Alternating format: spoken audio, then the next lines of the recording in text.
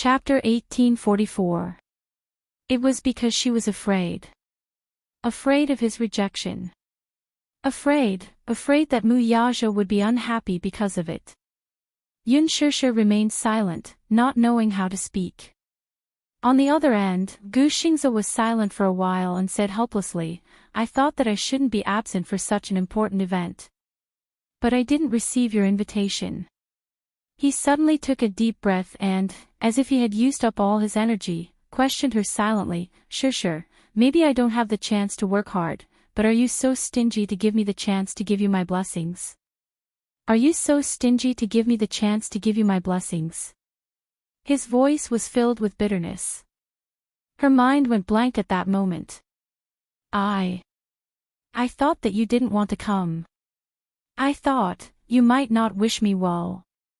"Ha," he let out an indifferent laugh and said in a self-deprecating manner, "I don't want to hear words that are too fake and insincere. You're too full of yourself. What do you mean by, you thought?" Suddenly, he said again, "If you're really happy, what reason do I have not to give you my blessings? If you're really happy, what reason do I have, not to give up on you?" The last four words seemed to have escaped from the roots of his teeth as if he was gnashing his teeth. Yun Shusha was stunned. For a moment, her heart was in a mess and she didn't know how to respond to him. "At least let me give up, right? At least let me see with my own eyes how happy you are before I can truly let go, right?" Gu Xingze suddenly broke down and said, "At least give me a chance to give up, right?" Yun Shusha bit her lower lip hard and continued to take deep breaths. The guilt in her heart was still gushing out like an overflowing flood. I'm sorry, Xingze." Other than the words, "I'm sorry," she didn't know what else to say. Gu Xingze, on the other hand, was upset and inexplicably anxious. He raised his voice slightly and said unhappily, "I didn't call to hear you say those words." Yun Shusha pursed her lips, not knowing what to say. On the other end, Gu Xingze fell into a long silence. Finally, he took a deep breath and said in a hoarse voice, "Listen, Shusha, I've let go. You should be satisfied. You don't have to be on guard against me anymore. I've let go. I won't love you anymore, and I won't pester you anymore. I'm calling to wish you a happy engagement. I don't have any other intentions, so you don't have to think too much." She smiled. "Thank you, Xing." Before she could finish her sentence, the person on the other end hastily hung up the phone. Beep, beep, beep, a series of busy tones made her brain completely tense up. Yun Shusha's face froze, but she didn't react for a long time. In the Qingqing apartment, Gu Xingze fell onto the sofa. His grip loosened as if he had lost all his strength. His phone fell onto the floor. Bang! The phone fell onto the floor. A crack appeared on the screen and it broke. Initially, he hadn't called to wish her well. He actually wanted to ask her, why does it have to be Mu Yaja? Could it be that he couldn't do it? He could also give her happiness. But at the same time, he asked himself, why does it have to be Yun Shusha? Why couldn't it be other women? Chapter 1845. In the end, he even forgot what he wanted to say. He gave her a fake blessing and hurriedly hung up the phone. If he had listened to her voice for one more second, he would have broken down. Gu Xingze raised his head and looked at the ceiling with a pair of hollow eyes.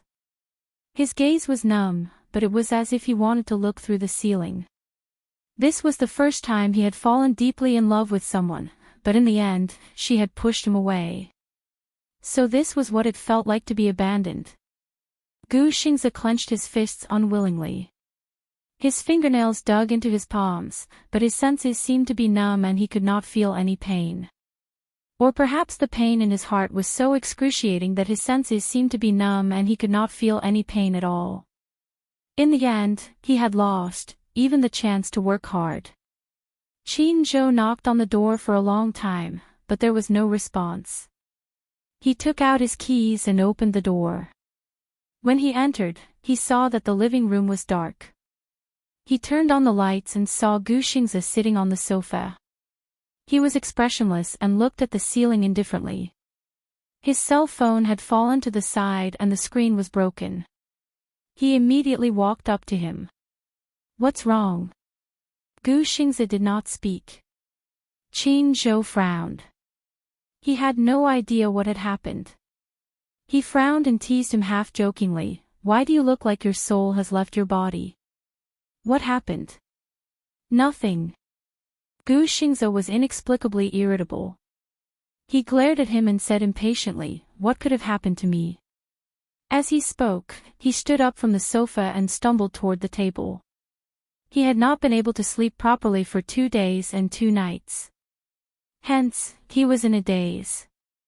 He supported himself on the table and held the cup with difficulty. His back view was inexplicably stiff and cold. Behind him, Qin Zhou was at a loss for a moment. Then, he pursed his lips and said awkwardly, "You seem to be in a bad mood today." "Shut up." Gu Xingze suddenly threw the cup on the floor and turned around angrily. "I told you to be quiet." Qin Zhou was rather shocked. This seemed to be the first time she had been so angry at him since they met. In the past, although Xingzhe's personality was a little cold, even if he was in a bad mood, he would quietly close himself up from the beginning to the end. He would never throw such a big tantrum. Qin Zhou was completely dumbfounded by this furious roar. Just as he was about to lose his temper, he saw Gu Xingze's body sway. He immediately went forward to support his arm. As soon as she got close to him, she smelled the strong scent of alcohol. "You drank?" Gu Xingze impatiently pushed him aside and said coldly, "It's none of your business." "What do you mean it's none of my business? How can I not care about you when you look like this?" Qin Zhou did not give up and went forward to support his arm. Gu Xingze seemed to have lost all his strength. His body tilted and he leaned weakly against Qin Zhou. Even though his entire body was weak, he still pushed him away regardless. "Let go of me. Leave me alone." Qin Zhou did not know whether to laugh or cry as if he was coaxing a willful child. He said, "I want to let go of you, but now, you're clearly the one leaning on me." Gu Xingze was about to speak when he suddenly coughed violently. Cough, cough, cough. Chapter 1846. At first, he thought that he was just coughing a few times, but in the end, it was getting out of hand and he was coughing as if he had overdrawn his energy. Qin Zhou's half-joking expression suddenly disappeared and he anxiously held him up. However, he realized that Gu Xingze's originally fair face was now pale. "What's wrong with you?"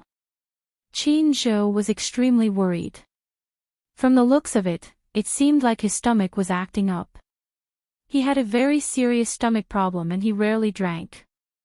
It wasn't that he couldn't hold his liquor, but if he drank too much alcohol, his stomach problem would act up. The last time his stomach problem acted up, it was because he drank a few glasses of wine at a social event. At the hotel, Gu Xingze had just opened the door when he fainted at the entrance. He was hurriedly sent to the hospital, where they found out that his stomach was bleeding. This time, his symptoms were exactly the same as the previous time.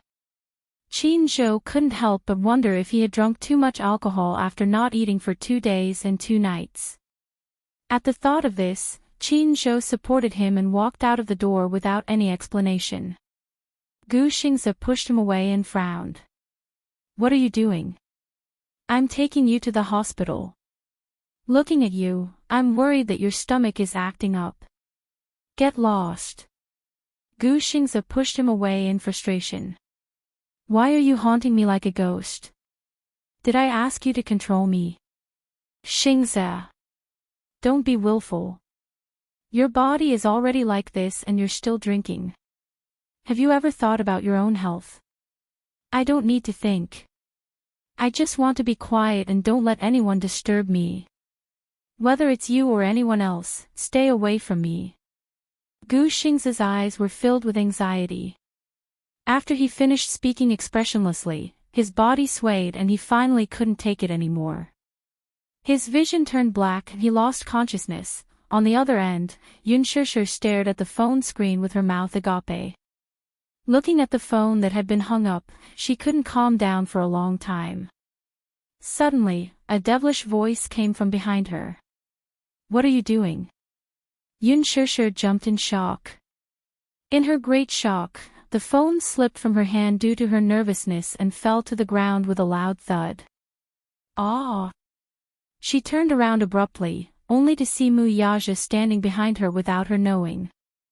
Her eyes widened in shock, and due to an inexplicable fluster, her expression became a little unnaturally nervous. When did you come in?" Mu Yaja looked at her calmly. His deep eyes fell on her face, but he smiled. Just now." "Just now?" "Yes." "Why didn't you knock before coming in?" When Mu Yaja heard this, he raised his head and elegantly looked around the room. He asked calmly, "This is our room. I don't think I need to knock on the door." There was panic in Yun Shishir's eyes. She patted her thundering chest, clearly frightened by his sudden appearance. She rebuked, "Why are you like a cat? You don't even make a sound when you walk. I didn't even notice you standing behind me. You were too engrossed in the phone call." Mu Yaja paused and looked at the phone that had fallen on the floor. His eyes flashed with suspicion. "Who were you calling?" "I didn't call anyone." Yun Shishir was a little flustered. She immediately bent down as if she had a guilty conscience and wanted to pick up the phone. Chapter 1847. She didn't know why, but when her phone fell into his hands, her heart started beating wildly uncontrollably. What about me?" Mu Yaja laughed. "Why are you stammering? It's as if you have a guilty conscience." Yun Shishir's heart skipped a beat as she looked at him in disbelief. Mu Yaja pretended to examine her expression seriously and suddenly asked in a deep voice, "You look so nervous. Are you doing something bad behind my back?" "No." Yun Shishir immediately snatched the phone from his hands and casually made up an excuse. "I just wanted to see if my phone was broken." As she said this, she seriously examined the screen to see if it was cracked. Mu Yaja looked at the phone and then at her before asking out of the blue, "Who's calling?" Mu Yaja frowned. "You can't tell me." "No," Yun Shishir explained awkwardly, "it was Qin Zhou who called. He informed me of the upcoming schedule and asked me to prepare for the premiere of The Green Apple." Mu Yaja pursed his lips and stared at her. Suddenly, his lips curled up and he said, "Are you lying?" "No." Yun Shishir felt extremely guilty, but she still straightened her back and looked up at him. "What do you mean by lying?" "I'm just telling the truth." "All right, I'm just teasing you." Upon hearing this, Yun Shishir's face turned pale. The huge rock that had been hanging in her throat finally fell to the ground. She relaxed for a moment but was shocked to find that she was breaking out in cold sweat. Mu Yaja smiled gently as if he didn't notice anything strange about her. He immediately reminded her, "It's getting late. Hurry up and take a shower." "Oh," Yun Shishir nodded in a daze. At this moment, her mind was in a mess and she didn't know what she was thinking. Oh my God. Subconsciously, she actually lied. It was Gu Xingze who had called and nothing had happened, but she was still afraid that he would be angry, so she subconsciously mentioned Qin Zhou and avoided Gu Xingze. She still could not forget the confrontation between Mu Yaja and Gu Xingze on set that day. She naturally wanted to avoid such a thing at all costs. But Mu Yaja was so smart. She didn't know when he came in or when he was standing behind her. She also didn't know how much of her phone call he had heard. She didn't know if he would see through her lies. If he saw through it, it would be counterproductive. There was clearly nothing going on, but he was afraid that he would misunderstand on a deeper level. Yun Shishir was confused. She wanted to tell him the truth, but in front of Muyaja, she didn't dare to mention the name Gu Xingze. Now that he had relented and told her to take a shower, she felt as if she had been granted amnesty and walked towards the bathroom.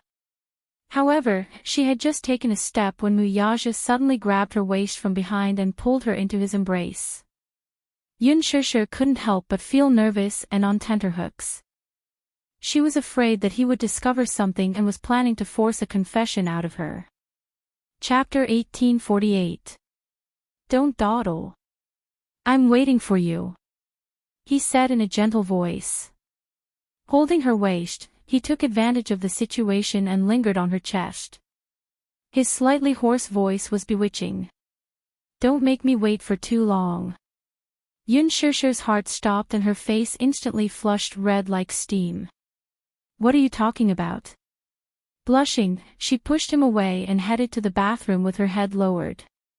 Perhaps she was too nervous, or perhaps she was so shy that she forgot herself, but when she entered the bathroom, she slammed her head against the door frame, causing her to grimace in pain. Muyaja's lips stiffened as he watched her holding her forehead in pain and plunging into the bathroom.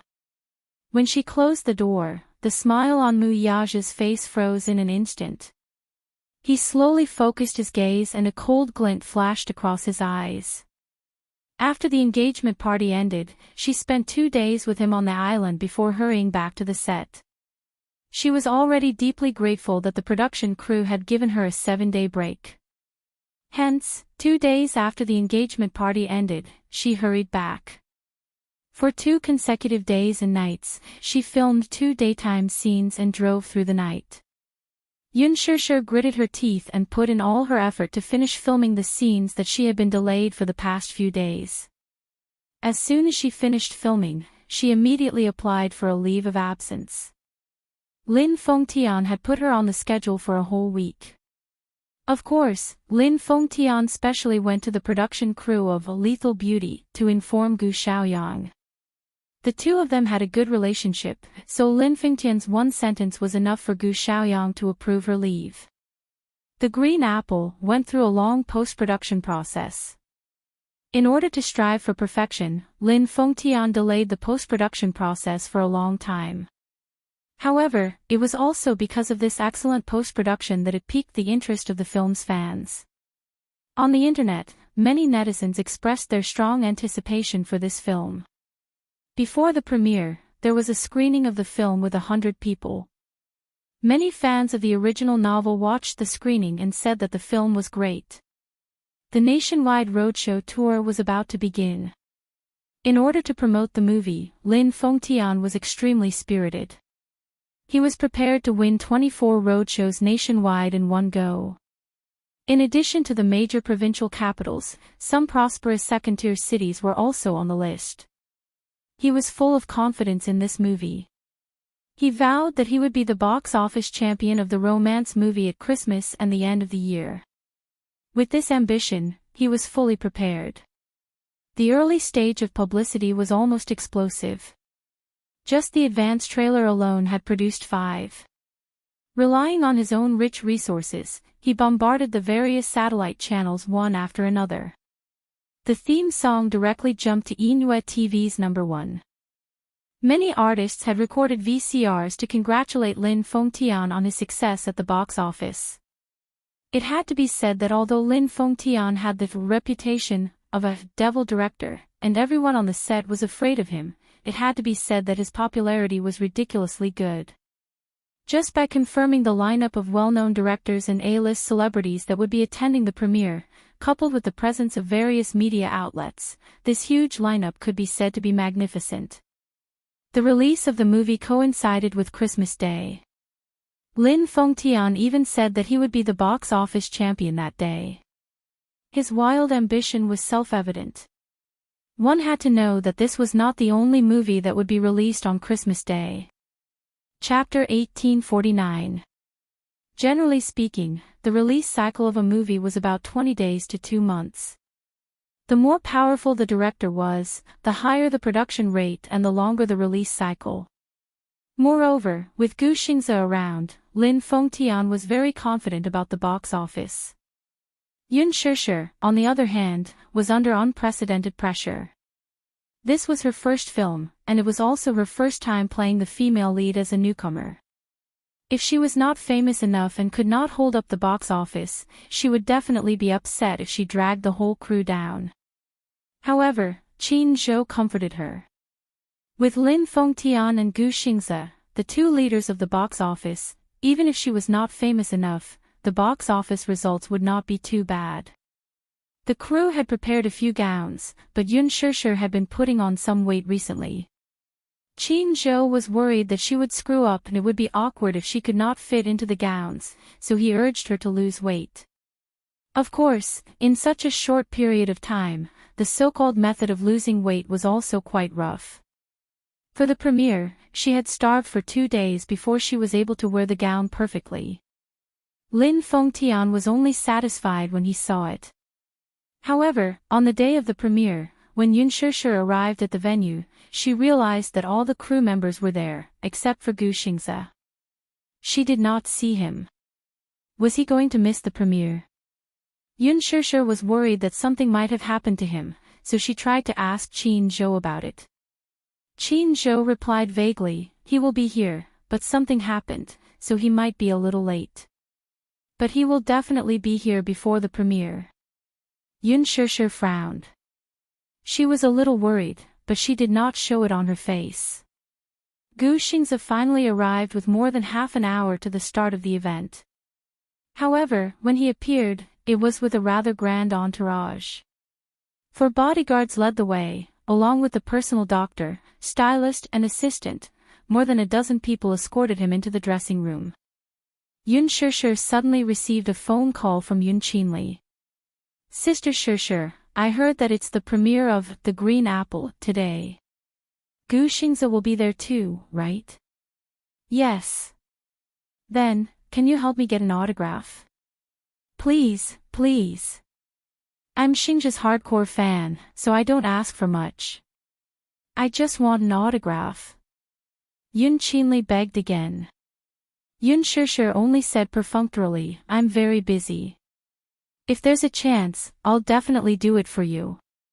With that, she hung up the phone impatiently and sat in the dressing room, her mind in a mess. 10 minutes later, Gu Xingze finished his makeup and walked out of the dressing room. She looked up at him and saw his pale, sickly face.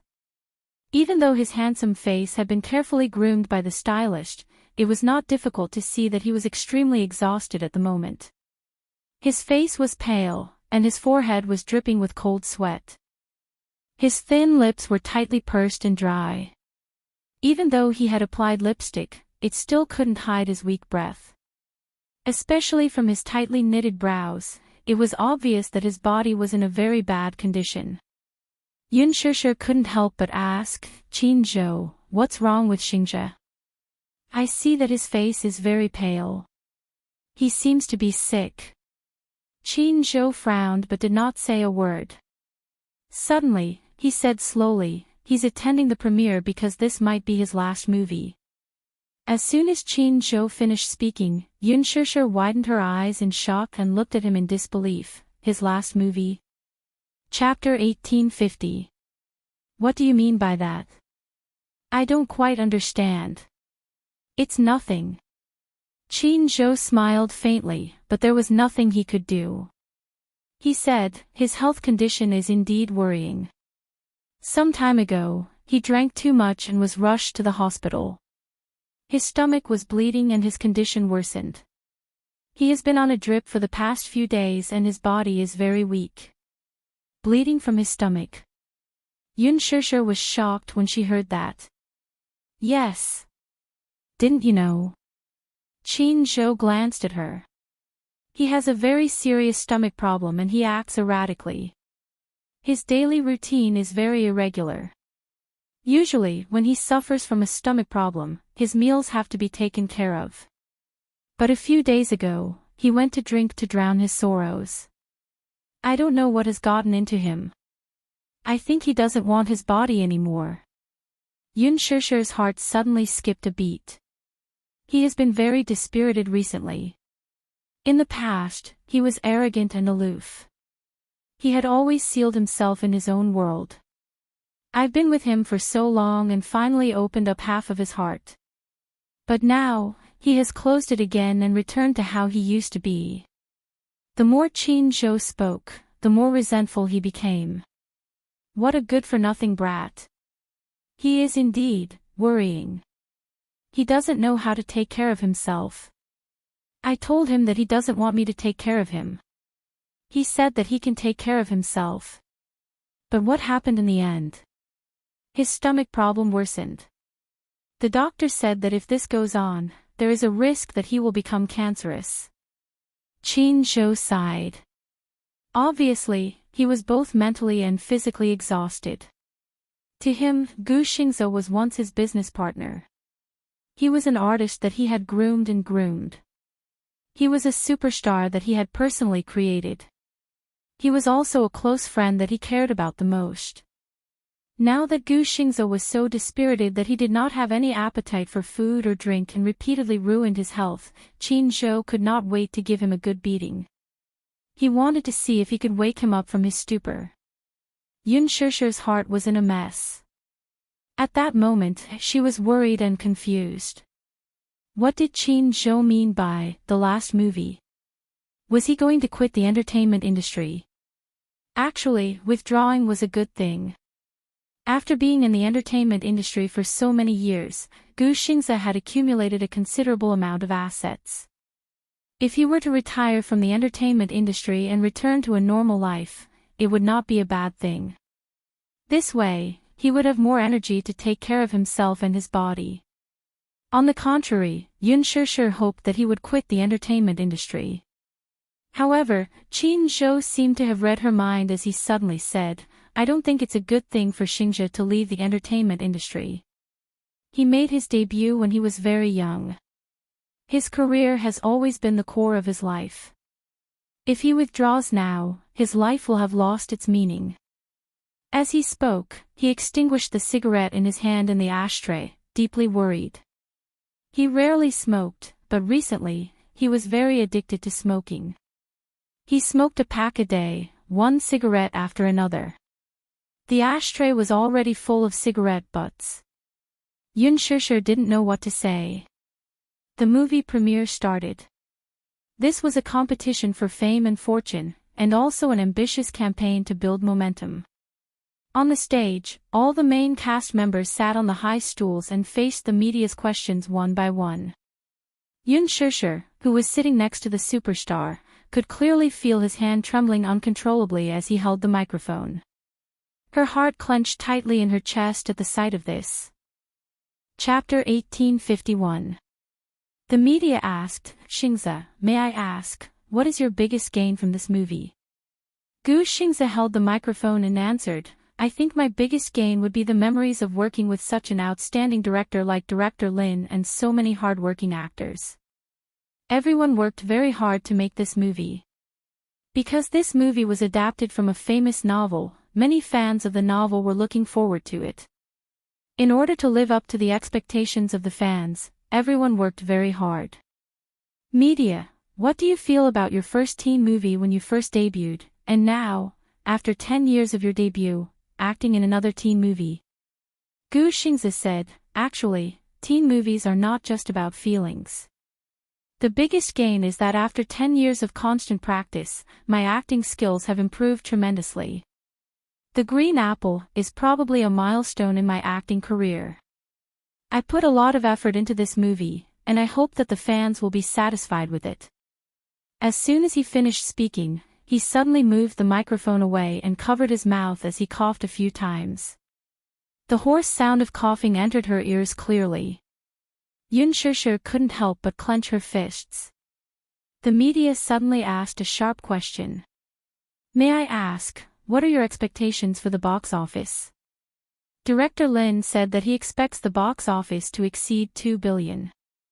Of course, no matter what the final box office is, in my heart, The Green Apple is a rare and good movie. I hope that everyone will like it. That one sentence was enough to defuse the incisive question. All the media side. In front of Gu Xingze, they often couldn't get any benefits. Thus, they started to change their target and launched a fierce attack on Yun Shishir. However, after so many live rehearsals, Yun Shishir's ability to react on the spot was not inferior. No matter how sharp the question was, it was not difficult for her to answer it. The media was in despair. At the end of the ceremony, Gu Xingze and Yun Shishir raised champagne and slowly poured it on the ice sculpture of the name, the Green Apple. After the premiere, Yun Shishir silently followed Gu Xingze out of the theater. Along the way, she saw Gu Xingze coughing incessantly. She was scared out of her wits. Several times, when he coughed violently, she was afraid that he would cough up blood.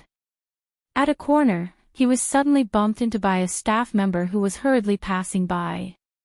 His body swayed slightly and he was about to fall. Yun Shishir quickly supported him from behind. "Are you all right?" The staff member was also shocked. When he saw that it was Gu Xingze, he trembled with fear and wanted to help him up in a hurry. However, when he saw Gu Xingze's cold eyes, he tactfully withdrew his hand, apologized, and quickly ran away. Gu Xingze supported himself against the wall and stood up straight. He brushed her hand away coldly. Yun Shishir's face was a little stiff. Then, she calmed down and said with a frown, "Let's go to the hospital." Gu Xingze slowly turned his head and glanced at her. Yun Shishir said worriedly, "Your body is too weak. There are still 24 road shows left. You won't be able to take it. What do you mean by this?" Gu Xingze suddenly questioned her. She was stunned. He smiled, but it seemed like he was mocking her. "Are you concerned about me?" Chapter 1852.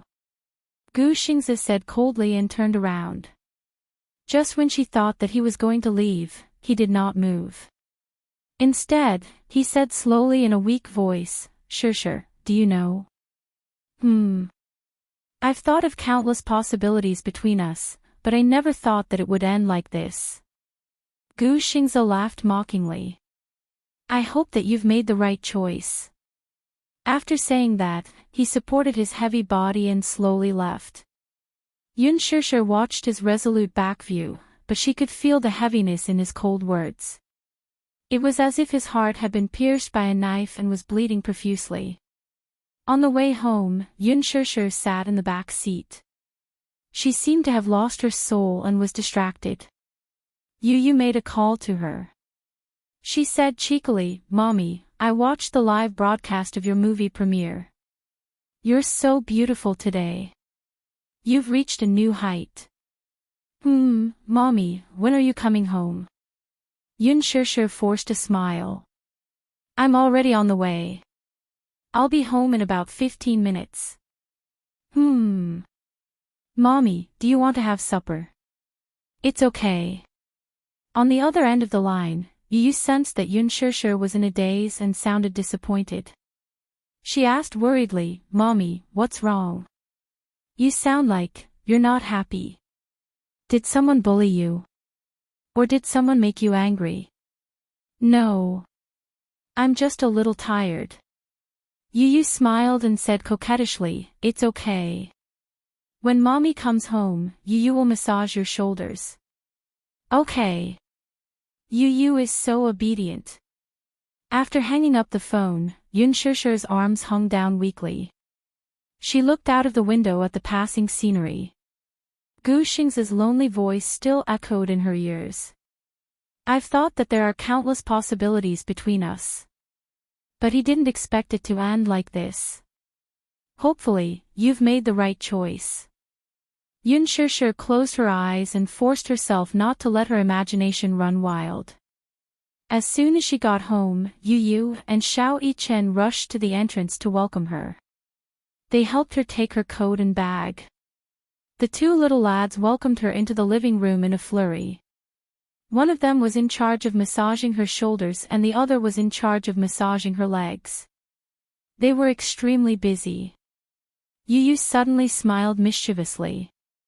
Mommy, you must have worked hard today. I watched the premiere today. Mommy is the prettiest among all the celebrities. Little Chen cheered from the side. Oh, my. I've seen the trailer, and I think it's really good. Tomorrow, you and I will book the entire theater to watch a movie for Mommy. You're so corrupt. Yu said angrily. Xiao Yichen was not to be outdone. He said, of course, I have to support Mommy's movie. I'm using my pocket money to book the entire theater. What's wrong with that? He then smiled and said, Mommy is so beautiful. It'll be a wonder if the movie doesn't explode at the box office. Yun Shishir was stunned. You want to book the entire theater to watch the movie? Yes. Xiao Yichen thought to himself. He had already contacted a few theaters through his daddy and booked the entire theater to boost the box office on Christmas Day. Chapter 1853. He had put in a lot of effort, sob. How could that idiot Yu understand? However, he had wronged Yu. In reality, Yu didn't say it out loud, but what about the truth? He had already booked all of Huanyu's cinemas and bought a few million yuan worth of movie tickets. Furthermore, he had sent out the list in advance. Under Lizhi Holdings, any customer who bought over 500 yuan on Christmas Day would receive 2 free movie tickets for The Green Apple. Wouldn't it be a waste to give them away for free? Not only could it increase their sales, but it could also support their Mommy's movie. Yu had made a brilliant move. Compared to him, Xiao Yichen was indeed a little too naive. Yu snorted coldly and secretly looked down on Xiao Yichen. Yun Shishir looked at the 2 little clowns. No matter how bad her mood was, it instantly lightened up a lot. She hugged the 2 cute little guys and smiled. You two are really. Mommy loves you to death. Mommy loves me. As for that idiot Mu Yichen, Mommy shouldn't love him, Yu said coldly in her arms.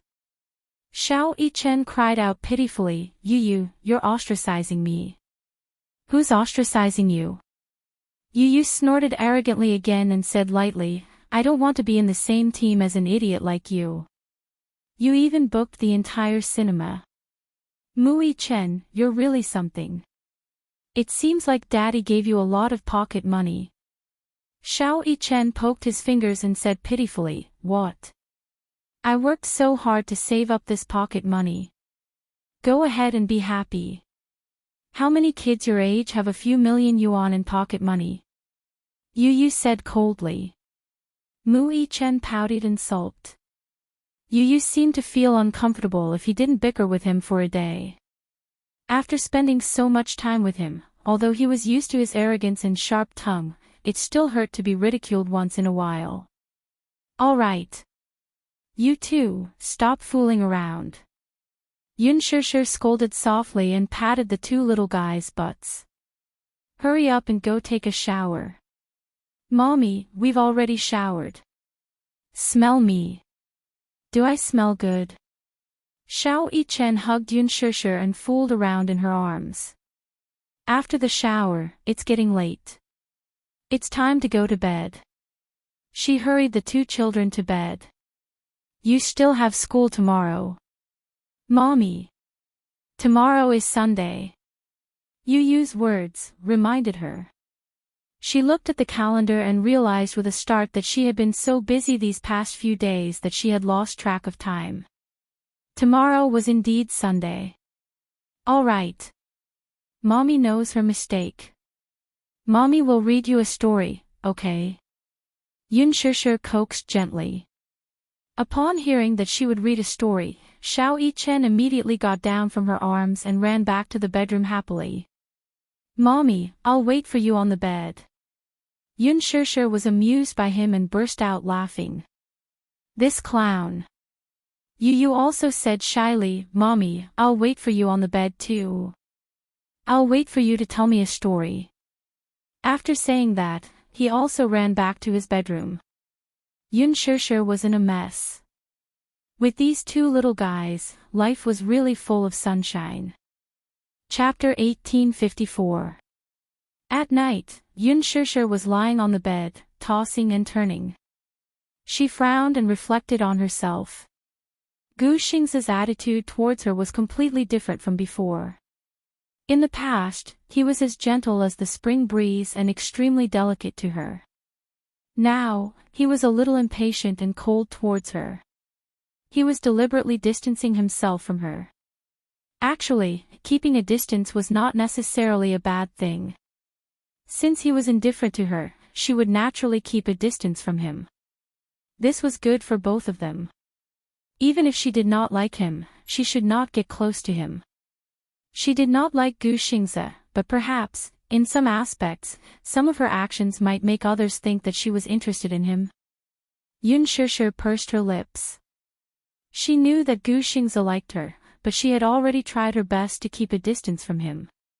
Whenever he took a step closer, she would take a step back. However, she was at a loss as to what to do. She admired him as a respectable senior. He was good at acting and cared for every junior on set. He was gentle, considerate, knew how to take care of people, and was meticulous. Her feelings for him were probably like a junior sister's feelings for a senior brother. She relied on him. However, he did not seem to care for her like a senior brother did for a junior sister. Since that was the case, Yun Shishir made up her mind. No matter what he thought, she would keep a distance from him from now on and try her best to distance herself from him. Although she felt guilty, it did not mean that she would compromise on certain matters. Perhaps her previous attitude was too ambiguous, so much so that it could not be cut off. Since that was the case, she had already thought of how to deal with these matters. Muyaja had flown to another city on a business trip these few days. The internal affairs of the organization had piled up like a mountain. Hence, before he left yesterday, he purposely hugged her for a long time and refused to leave. When they parted, he hugged her and reminded her repeatedly, "Be good when I'm not around. Don't do anything that will make me worry. If you're too tired from work, take leave and rest. Don't worry about what others say. If they have anything to say about you, ask them to come to me directly. If you're too tired, don't work. I can take care of 100 of you." It was simply hard for them to part. Muyaja was naturally reluctant to go on a long trip right after the engagement. No matter how he thought about it, he couldn't bear to leave his lovely wife alone at home. If Yun Shishir's promotional schedule wasn't very full, he even had the impulse to carry her onto the plane. Yun Shishir didn't know whether to laugh or cry at his reluctance to part. She joked, "All right. Be serious. Those who don't know would think that you're going to the front lines and won't be coming back." Muyaja held her in his arms and kissed her passionately. Lu Jinyu and Jiang Xin, who were standing behind them, were tormented by this display of affection. After boarding the plane, the two of them protested loudly at Muyaja. They protested that Muyaja, as the boss, was not considerate of his underlings at all. He even showed off his affection in front of the single dogs. Especially Jiang Xin. Guyu slumped in his seat and sighed. "Boss, you obviously don't like us, so you're torturing us in all sorts of ways. Isn't it enough to feed you tons and tons of dog food at your engagement ceremony? I can't take it anymore. I can't eat any more dog food. Otherwise, I'll be stuffed to death." Chapter 1855. Lu Jinyu also rubbed his belly and yelled, "I can't eat anymore. Jiang Xin, when we reach Luo City, let's go hunting. We have to find a girlfriend. Otherwise, we will be tortured to death by boss. You can find one if you want. I still want to follow boss. Boss has tortured me thousands of times, but I treat him like my first love." Jiang Xin took the opportunity to suck up to him. Muyaja snorted arrogantly. Lu Jinyu added, "No matter how you treat boss like your first love, he will still torture you thousands of times." Jiang Xin's heart was stifled. He secretly wiped his bitter tears. Lu Jinyu said jokingly, "Did you hear what boss said just now? Be good and stay at home. Don't do anything that makes me worry.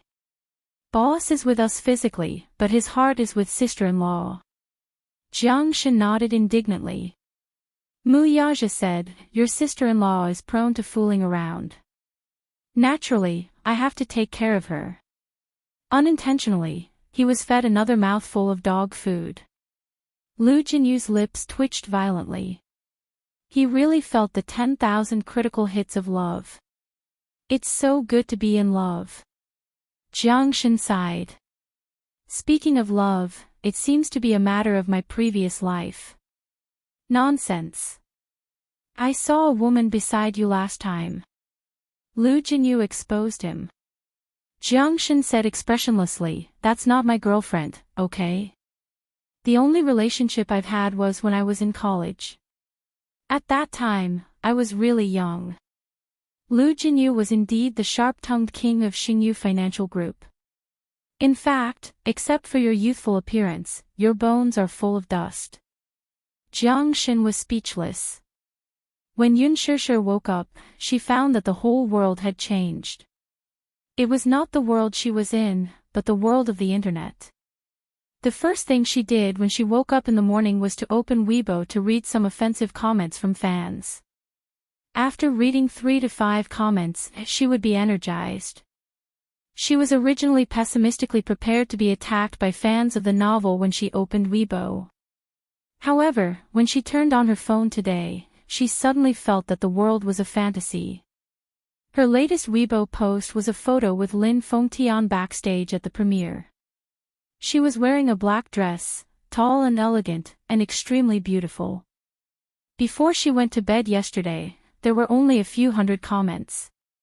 When she woke up, she saw tens of thousands of comments and countless comments. She clicked on it and saw that her Weibo post had tens of thousands of new comments. What did that mean? In just one night, her Weibo followers had exceeded 5 million new. Yun Shishir was stunned.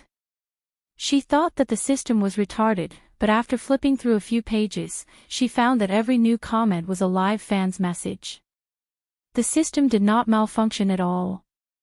Fan Shishir. You. As a loyal fan of The Green Apple, I attended the movie premiere yesterday. Oh my god.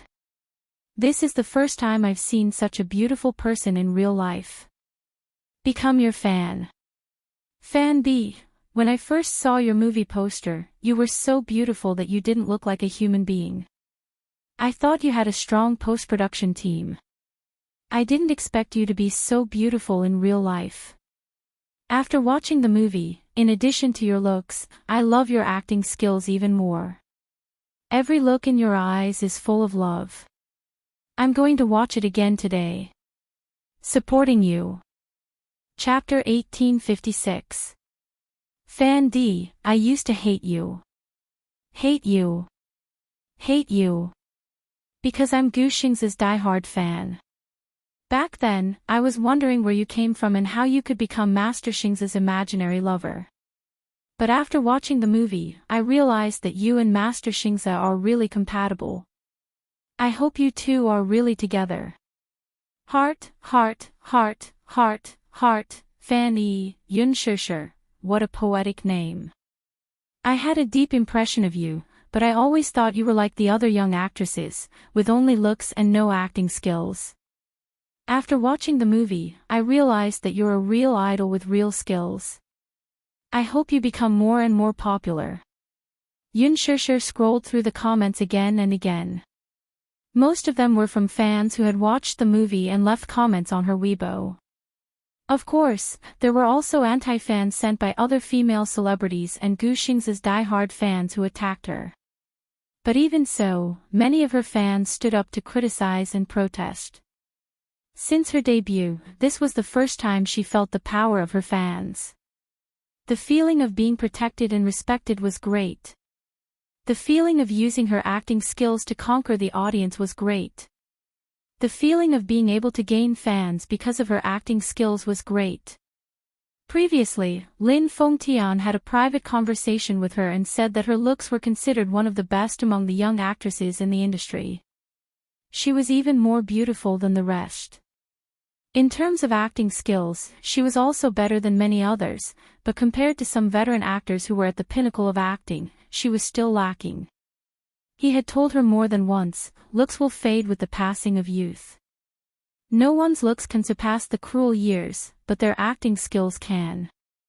A truly respectable actor not only has outstanding looks, but also a professional attitude and constantly improving acting skills. You have great potential. If you work harder, you'll definitely go far on this path.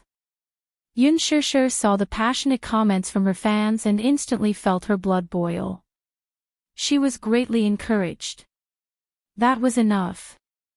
Her first film was able to gain the recognition of many fans of the original work. That was already the greatest affirmation for her. However, other than that, the surprise seemed to be far from that. Soon, news of success came from the crew. On the day of the premiere, the real-time box office sales had exceeded 100 million. Although there were still a few hours before the end of Christmas, the box office sales continued to increase. It had become a dark horse among the movies released on that day. It had even surpassed the results of many Hollywood blockbusters and won the crown. Movie fans went crazy.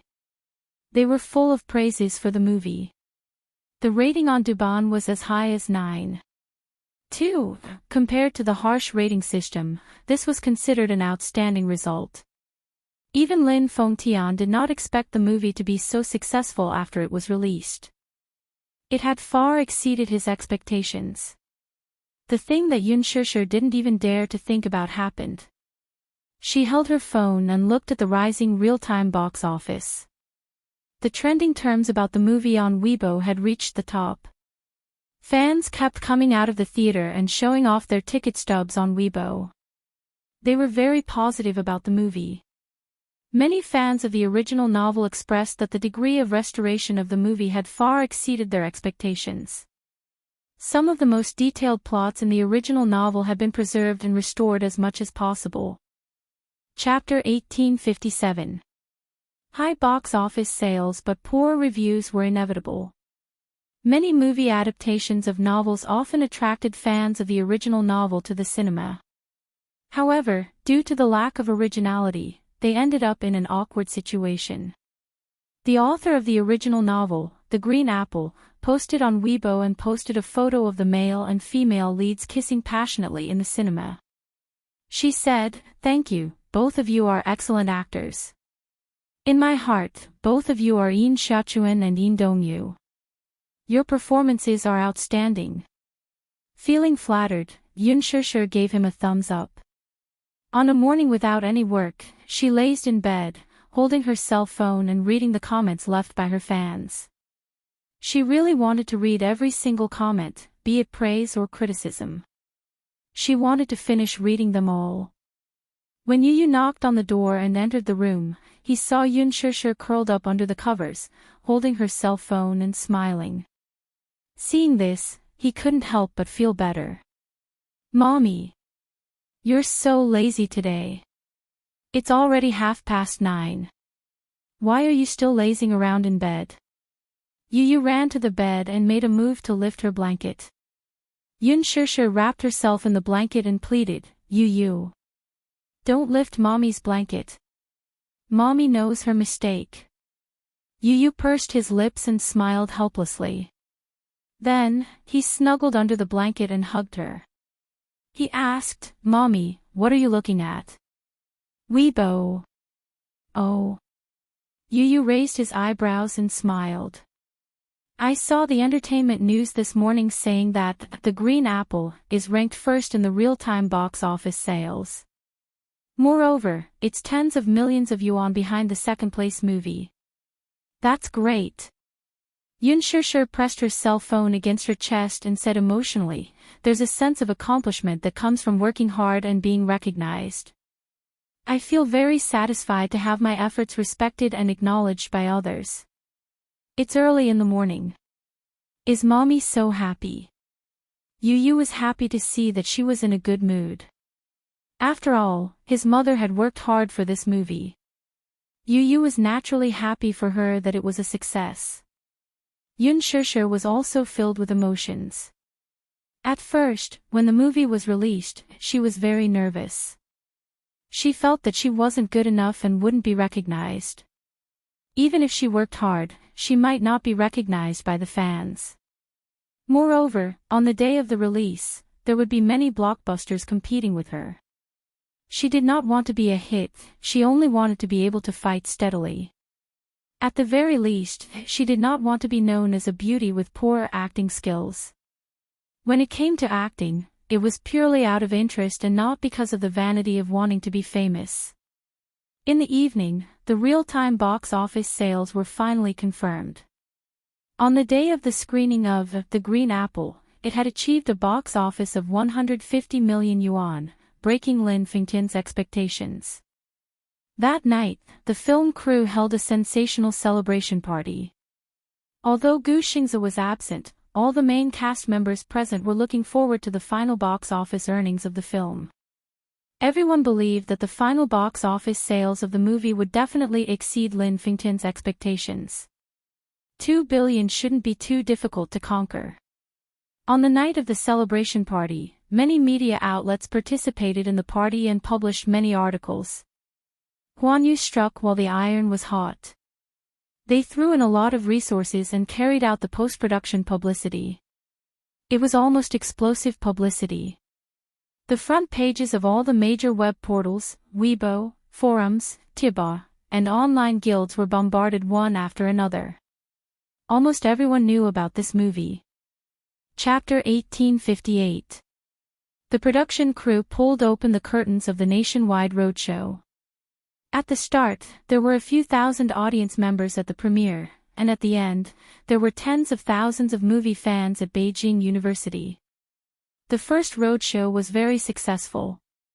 Many netizens also spontaneously promoted the movie online, and there were endless positive reviews. Many people who did not pay attention to movies noticed this movie with high positive reviews, so they all went to the cinema to see it. The movie officially entered the competition for the Lunar New Year slot, and all the studios started to work hard. Whether it was publicity or hype, everyone wanted to get a share of the pie during the Golden Lunar New Year slot at the end of the year.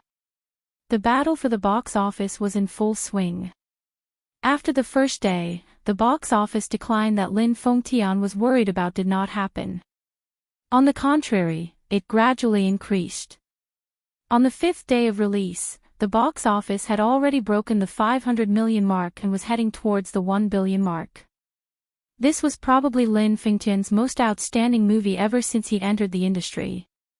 In the past, the teen movies were praised for being good, but not very popular. He had filmed so many movies, from tens of millions to hundreds of millions at the box office. Any movie that could break the 1 billion mark was almost a mythical existence. However, Lin Fengtian had high hopes for the movie. Hence, he worked even harder to promote the movie. All the main cast members acted as if they were on steroids, and they put in their best effort to perform. After Christmas, a few movies were released one after another. Most of them were crudely produced movies that investors had invested in to rush for the Golden Lunar New Year slot. Whether it was a comedy, an action movie, or a thriller movie, the publicity made it sound dignified, and it took 10 years to polish a sword. But what about the inside story? The entire movie cycle was only a few months, so how good could the finished product be? Without a good script, even the most basic logic did not make sense. They pulled in a few box office leaders and worked hard to create a movie, just to rush for the Lunar New Year slot to make money. In the past, this was basically a tried and tested model. But this time, under the pincer attack of The Green Apple and a few Hollywood blockbusters, a few commercial movies failed miserably. One of the comedies was even more interesting.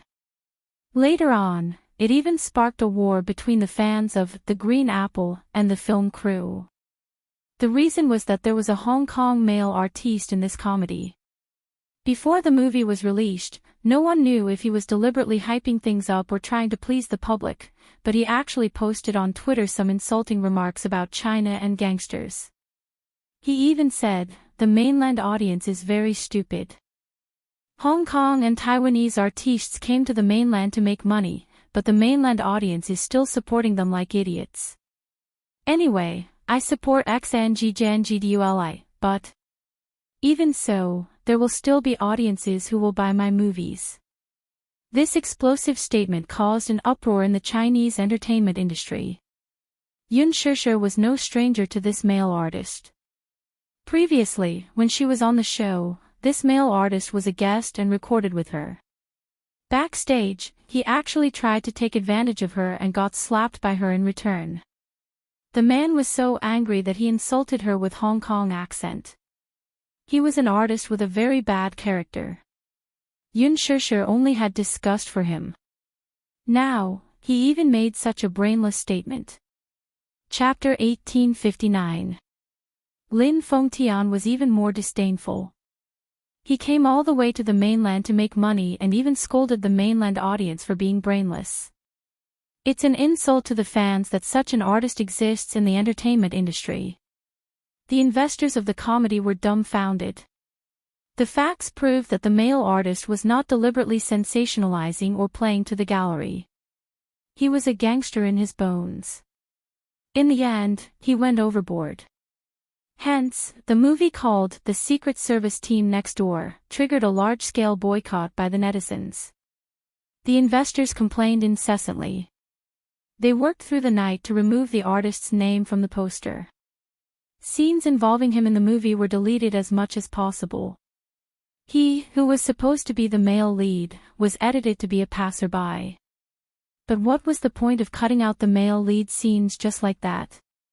Moreover, this person's comments had seriously hurt the feelings of the mainland audience. Even if the investors tried their best to salvage the situation, what was the use? On the day of its release, the box office was dismal. The netizens joined forces to boycott the movie and only earned a few million at the box office. It was utterly embarrassing.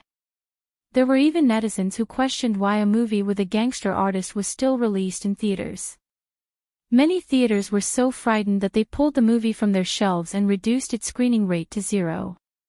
The investors who were originally full of themselves were dealt a painful blow. They had been preparing for months for the moment of profit. Because of this brainless artist, the box office was so dismal. Hence, the investors issued a ban on the male artist. A few days later, an explosive misunderstanding broke out on the internet. A netizen reported that when she went to the cinema to buy a ticket, she had wanted to watch The Green Apple. In the end, she did not get a printed ticket but a handwritten one. She suspected that a movie had stolen the box office of The Green Apple. Following that, many netizens commented. Some said that they had wanted to watch The Green Apple, but ended up getting tickets for The Secret Service Team Next Door. She tried to reason with the cinema but was met with rolling eyes. This was exposed on the internet, and there were even screenshots as proof. Many netizens also responded to this problem. Most of them had bought tickets for The Green Apple, but ended up getting tickets for The Secret Service Team Next Door. Later, after a media investigation, the results were that The Secret Service Team Next Door earned a few million at the box office, but the attendance was extremely low. It was only 0.1%. What did that mean? In other words, hundreds of thousands of people had bought tickets, but only a few hundred people had walked into the theater. It really made one not know whether to laugh or cry. She bought a movie ticket but didn't watch it. What did this mean? This meant that The Secret Service Team Next Door was suspected of stealing the box office. If the fake box office sales were excluded, then the box office sales for the first day of The Secret Service Team Next Door would probably be less than a few tens of thousands. Later, the judicial department got involved, and the result was that the investors didn't want the box office to be too dismal and lose face, so they reached a consensus with many cinema chains. When the audience bought tickets for The Green Apple, the box office would be included in the box office of The Secret Service Team Next Door through under-the-table manipulation. The production team of The Green Apple sued the producers of The Secret Service Team Next Door and the cinemas involved in the incident, seeking compensation of several million yuan. In this way, the production crew of The Green Apple had been hyped up. Chapter 1860. The movie's popularity gave Yun Shishir a taste of instant fame. Attention, instant fame. The momentum of her fame caused her net worth to soar again and again. The considerable benefits brought by the movie were different from her previous experiences of being famous. It was immeasurable. Previously, Qin Zhou had hyped her up. While bringing her fame, it also brought her a lot of abuse and humiliation. But now, she had used her abilities to prove to those doubtful gazes that an actress could be good at acting as well as having good looks. Lin Fengtian was sincerely happy for her. After a roadshow, backstage, he said to her meaningfully, "Shishir, congratulations. You're really famous now. But at the same time, I hope that you don't become arrogant just because you're famous. Many celebrities often lose themselves after they become famous. I hope that you don't change your original intentions and continue to hone your acting skills. You will definitely become a big shot in the future. The title of Best Actress belongs to none other than you." Yun Shishir thanked him again and again. She cherished Lin Fengtian's recognition of her talent. His appreciation of her naturally made her feel flattered. If there was a chance to work with him again, it would be the best. He was her mentor and good friend, as well as her talent scout. What moved her even more was that Lin Fengtian had made an exception and signed an agreement for her to share the profits. She was the only actress in the cast who could get a share of the profits from the box office. What did that mean? If the box office hit 1 billion, she would get a share of more than 10 million yuan. That was already considerable. Moreover, the box office was still rising. No one knew how high the final result would be. Maybe there was a chance to break the domestic box office record, and the chances were very high. Qin Zhou was very indifferent to her sudden popularity. Or rather, it could be said that this was within his expectations. The person he liked had to be very outstanding. He had already foreseen that she would become famous, so he was not too surprised. "Shishir, you will become even more famous." He only said this one sentence. The popularity of the movie came with an endless stream of advertising contracts and gold medal offers.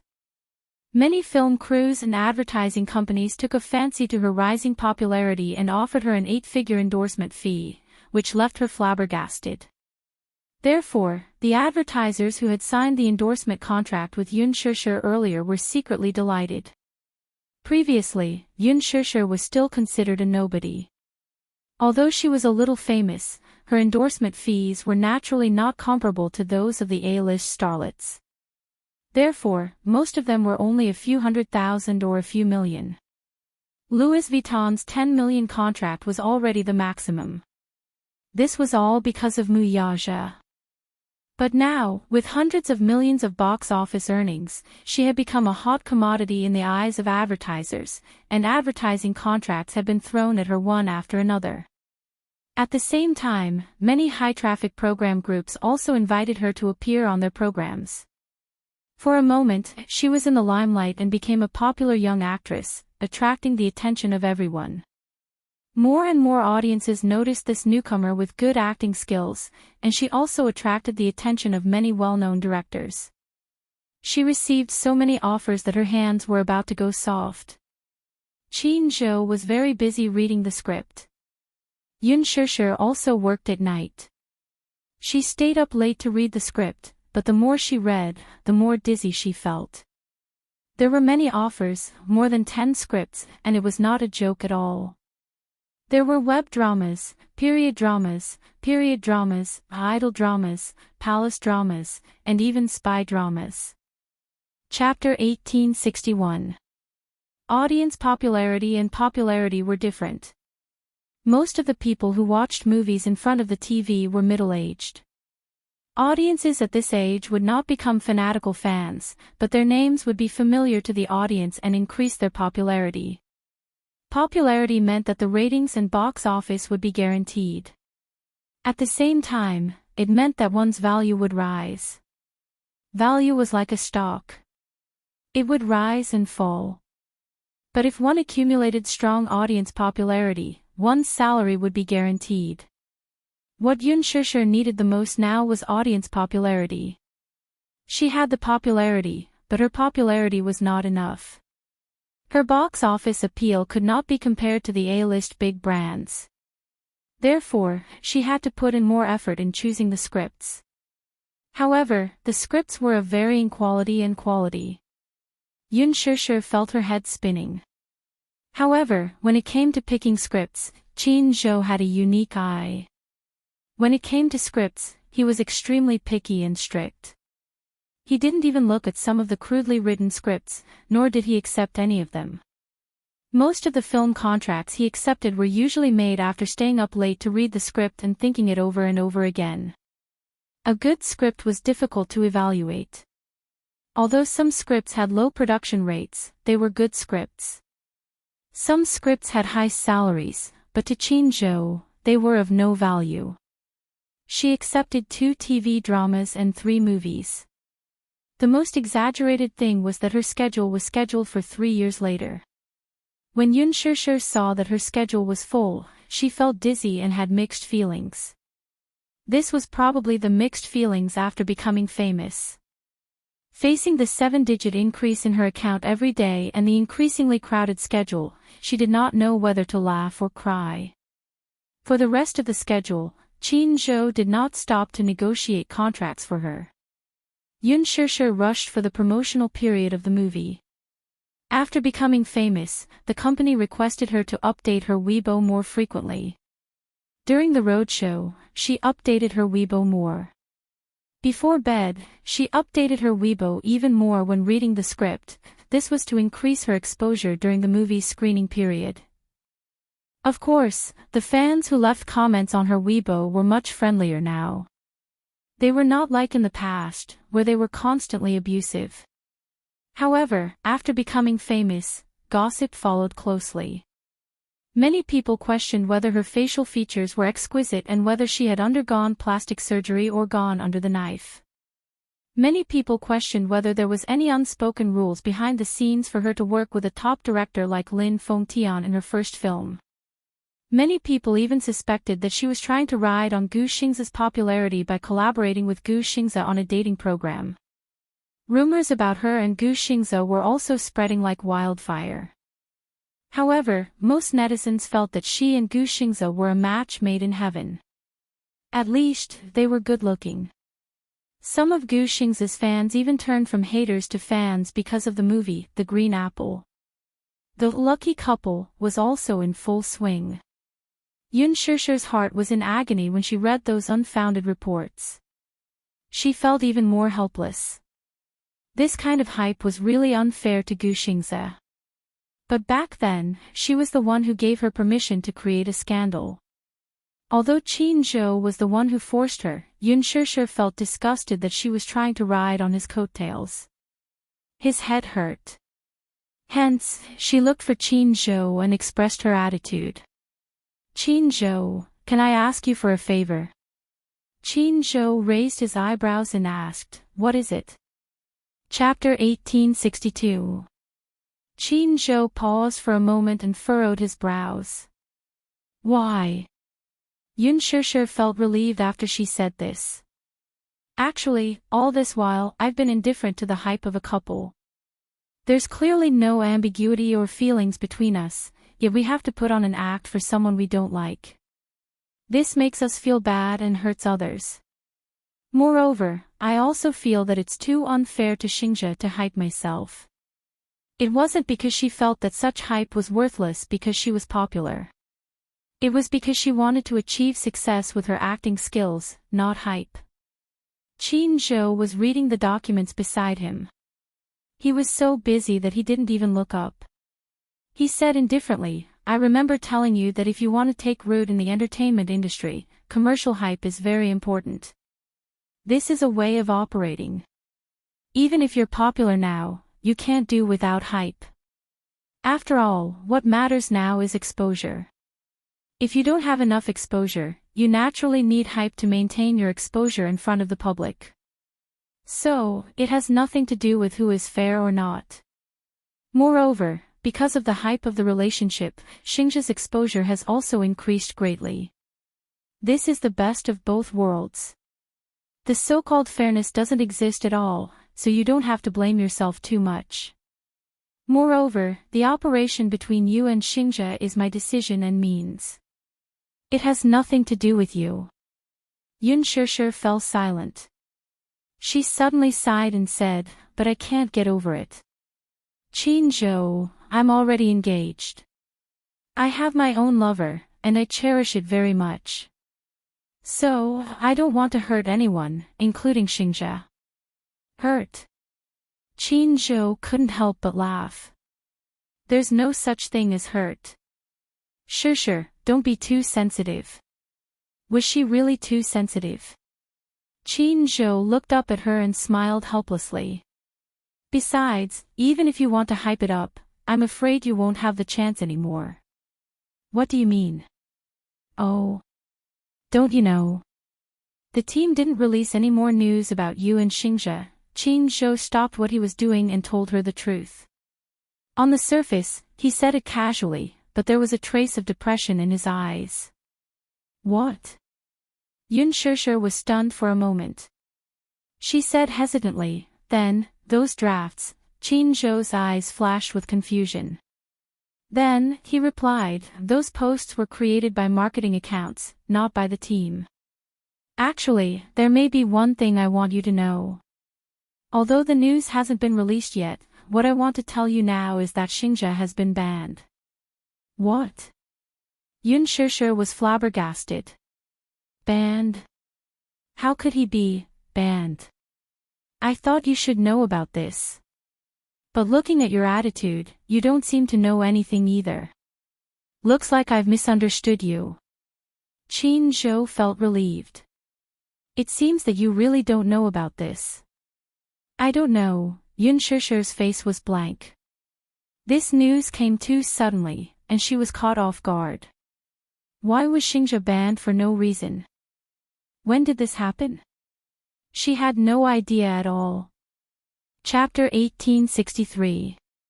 At first, she thought that Gu Xingzi was ill and needed to recuperate. But now, it seemed that it was not that simple. Could it be that he was really banned? Since Qin Zhou said so, it was definitely not a joke. There was no need for Qin Zhou to lie to her about such matters. But, why was he banned? Yun Shishir looked at Qin Zhou in confusion. She felt a little lost and a little incredulous. Why was he banned? Qin Zhou suddenly became silent. Yun Shishir pursed her lips and carefully probed, is there any secret behind this? Or did he offend someone important, so he was banned? Shishir, let me ask you, do you know Gu Xingzi's identity? Qin Zhou's sudden question completely stunned Yun Shishir. She shook her head blankly, obviously not knowing. Have you heard of the Gu family in the capital? Yun Shishir's eyes glinted as she was rendered speechless. The Gu family in the capital? Although she did not know much about it, she had heard some rumors about the Gu family. The Gu family in the capital used to be in the underworld. Later on, they cleared their name and set up a listed company. Their power spanned across both the underworld and the underworld. Although they were not evenly matched with the Mu family, they were on par with the Mu family in the underworld. In the capital, the biggest family after the Mu family was the Gu family in the capital. The Gu family controlled the underground money houses and casinos in the capital. The Gu family's hired thugs gathered densely in the East Street and the village in the city. There was a saying that one would rather offend a gentleman than a villain. Although the Gu family was not a villain, if one offended the Gu family, they would have to experience the Gu family's vicious means. She heard that there was such a rumor in the early years. At that time, the son of a government official in the capital lost a lot of money gambling on the East Street and did not pay back his debts.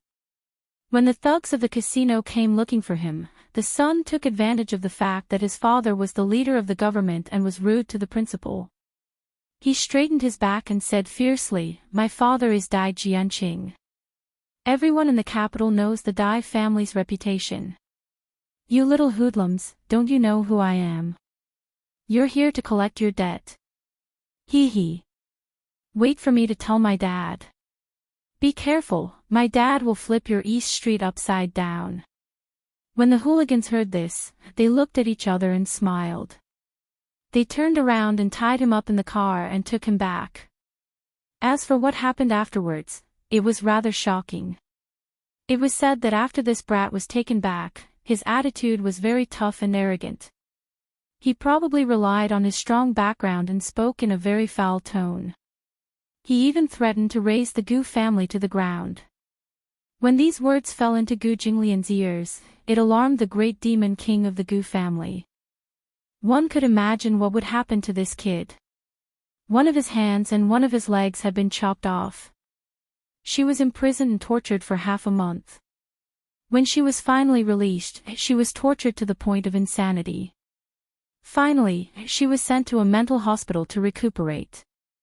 This shocking kidnapping even alarmed the city leaders, but when they found out that the culprits were the servants of the Gu family, no one dared to say a word. Chapter 1864. Seeing this, Dai Jianqing was heartbroken. Hence, he gritted his teeth and wanted to find out who the culprit was. But when he found out that it was the Gu family, he did not dare to say anything and swallowed his anger. In the end, in less than a year, he was exposed for corruption and quickly fell from power. Of course, it was obvious who was behind his fall. From then on, no one in the capital dared to provoke the Gu family after they found out about their methods. As soon as Qin Zhou said this, Yun Shishir made the connection between Gu Xingze and the Gu family. Qin Zhou smiled and said, "Shishir, I can say this. With the Gu family as his backing, no one in the capital would dare to cause trouble for Xingze. Of course, except for the Mu family." Gu Xingze's meteoric rise to fame was not only due to his excellent singing and acting skills, but also because of his stunning looks, which made him a natural idol. More importantly, it was because of the Gu family behind him that no one dared to offend. When Gu Xingze debuted in the entertainment industry, his father did not approve of him at first.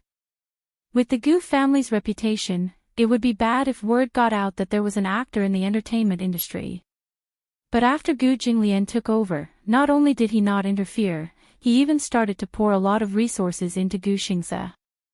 Everyone knew that some of the Gu family's power and assets were shady. Naturally, they needed a clean name. Although they had established a listed company, it would be too ostentatious if they invested a lot of money. Hence, Gu Jinglian set up a venture capital fund and invested a lot of money into Gu Xingze's movies. It could be said that this was the best of both worlds. Hence, the fact that Gu Xingze was able to stay in the entertainment industry for so long was inseparable from Gu Jinglian's support. Now that Gu Xingze had been blacklisted, even Gu Jinglian could not do anything about it. So, who else could have blacklisted Gu Xingze besides Mu Yaja? Yun Shishir sucked in a breath of cold air as she understood what was going on at once. "You mean?" Qin Zhou knocked on the table, but there was no expression on his face. Other than the Mu family, who else would dare to provoke the Gu family? Why? Yun Shishir couldn't figure out why Mu Yaja wanted to ban him. "Shishir, you're so smart. You should know why Xingzhe was banned." Qin Zhou's eyes were unreadable. The meaning behind his words was self-evident. Yun Shishir was stunned for a moment. She suddenly thought of something and lowered her head helplessly. Both of them sat in silence, but they had a tacit understanding. I didn't want to end up like this, but, you know what? Xingzhe likes you very much, and for your sake, he's silently giving his all, but maybe it's just not fate. But this kid seems to have been bewitched. There are so many women, but it seems like he only wants you.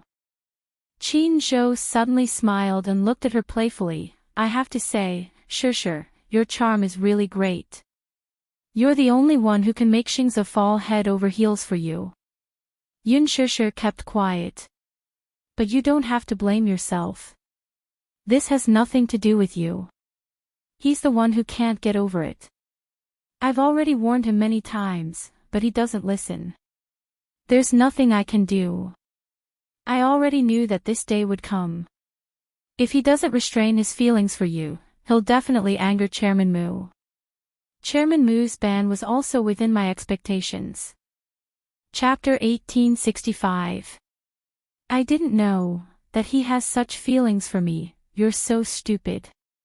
Can't you tell? Why do you think Xingze is willing to use his own resources to support you and give you such exposure when you just debuted? Do you think Xingze accepted the Love Diary when he never participates in reality shows? Qin Zhou paused for a moment, his heart aching for her. Can't you tell? Gu Xingze is just doing it for you. Even if it's fake or just an act, he wants to have you, even if it's just an act. Can't you tell? The love and doting he shows for you on the show is not an act at all. Enough. Yun Sure suddenly interrupted him. Why is he doing this? If he doesn't want to, he doesn't have to accept it. What do you mean by acting? I don't want him to be like this. I only respect him as a senior. I don't have any other feelings for him. He'll only disturb my heart and cause trouble. I cherish my friendship with him, but he doesn't treat you as a friend at all. Qin Zhou frowned. Yun Sure closed her eyes. I know, but I feel even more guilty when he acts like this. Qin Zhou looked at her silently and suddenly smiled. Don't feel guilty. If you really feel sorry for Xingze, don't see him again. Let him forget you and cut off his feelings for you. Whether it's him or you to him, it's a disaster. Do you understand? Yes. Don't worry. Chairman Mu has been merciful to Gu Xingze and didn't make things difficult for him. He banned him because he didn't want him to pester you anymore. That's all. When Yun Sure left Qin Zhou's office, she held her arm and was in a daze. Qin Zhou's words were still ringing in her ears. All of Xingze's work has been put on hold.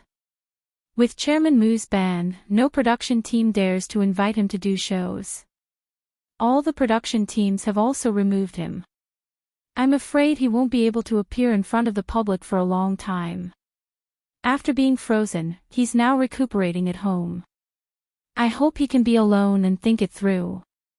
After Gu Xingze was banned, his Weibo stopped updating. The fans were extremely sensitive.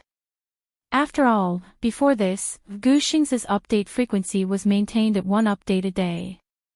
Her fans were extremely worried about her Weibo that had not updated for 10 days. The most recent Weibo post had hundreds of thousands of comments. They were all asking why their idol had not updated for so long.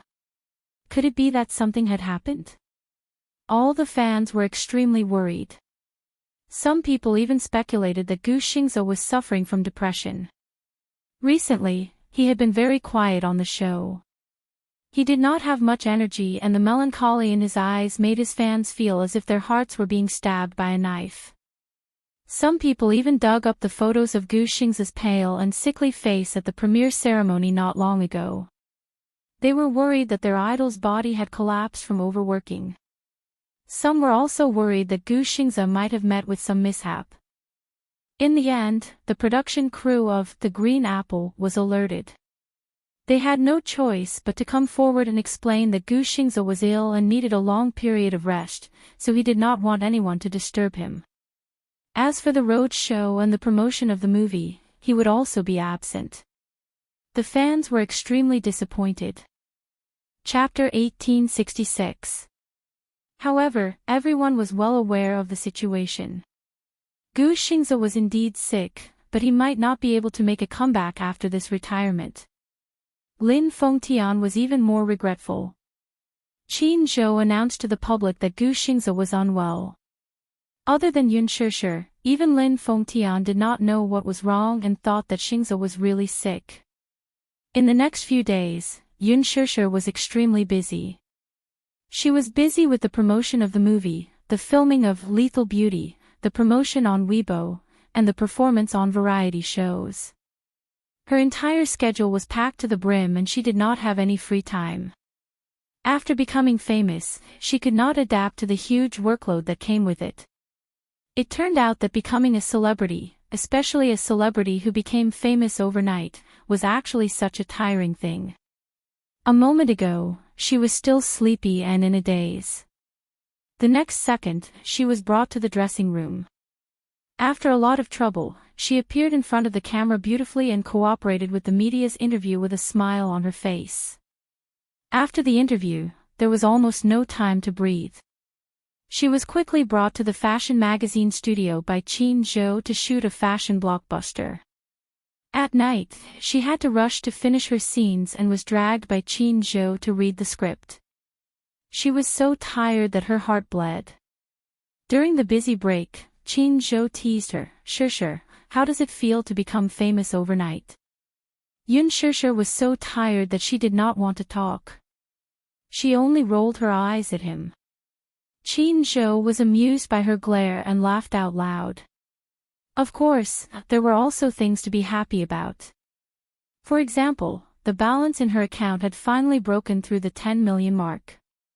In the past few days, she had negotiated a few advertising contracts and was earning money like crazy. 2 of the big advertisers had already transferred the money. She endorsed many products, from the small ones to facial cleansers, shampoo, and skincare products, to the big ones to luxury cars, department stores, and luxury brands. Because she endorsed a mobile phone, she had no choice but to replace her old one. The advertiser requested that she had to use their company's mobile phone whenever she attended public events, even if she was walking through the airport. Yun Shishir did not know whether to laugh or cry. Looking at her life, it was really full of ups and downs. She could not help but sigh. On this day, Yun Shishir had just rushed back to the set for filming. Today, she had a scene with Hua Jin. Ever since the 2 of them quarreled last time, Yun Shishir's attitude towards Hua Jin was much colder. As she and Hua Jin did not have many scenes together, they rarely had the chance to meet each other again. This time, she was returning to the set to act in a scene with him. Hence, in the dressing room, the 2 of them had a face-to-face confrontation. Shishir. Hua Jin had just walked into the makeup room when he spotted her. He happily walked over and sat beside her, nuzzling her gently. "You haven't been on set for the past few days. Are you busy promoting the movie that has just been released?" Yun Shishir ignored him. Hua Jin's eyes were filled with desolation as he asked guiltily, "Why? Are you still angry about that matter?" Yun Shishir continued to ignore him. Hua Jin panicked and looked aggrieved. Okay. I know I was wrong. Next time, I won't make fun of you or tease you anymore." Yun Shishir's expression softened a little. In fact, after what had happened, her anger towards Hua Jin had dissipated a little.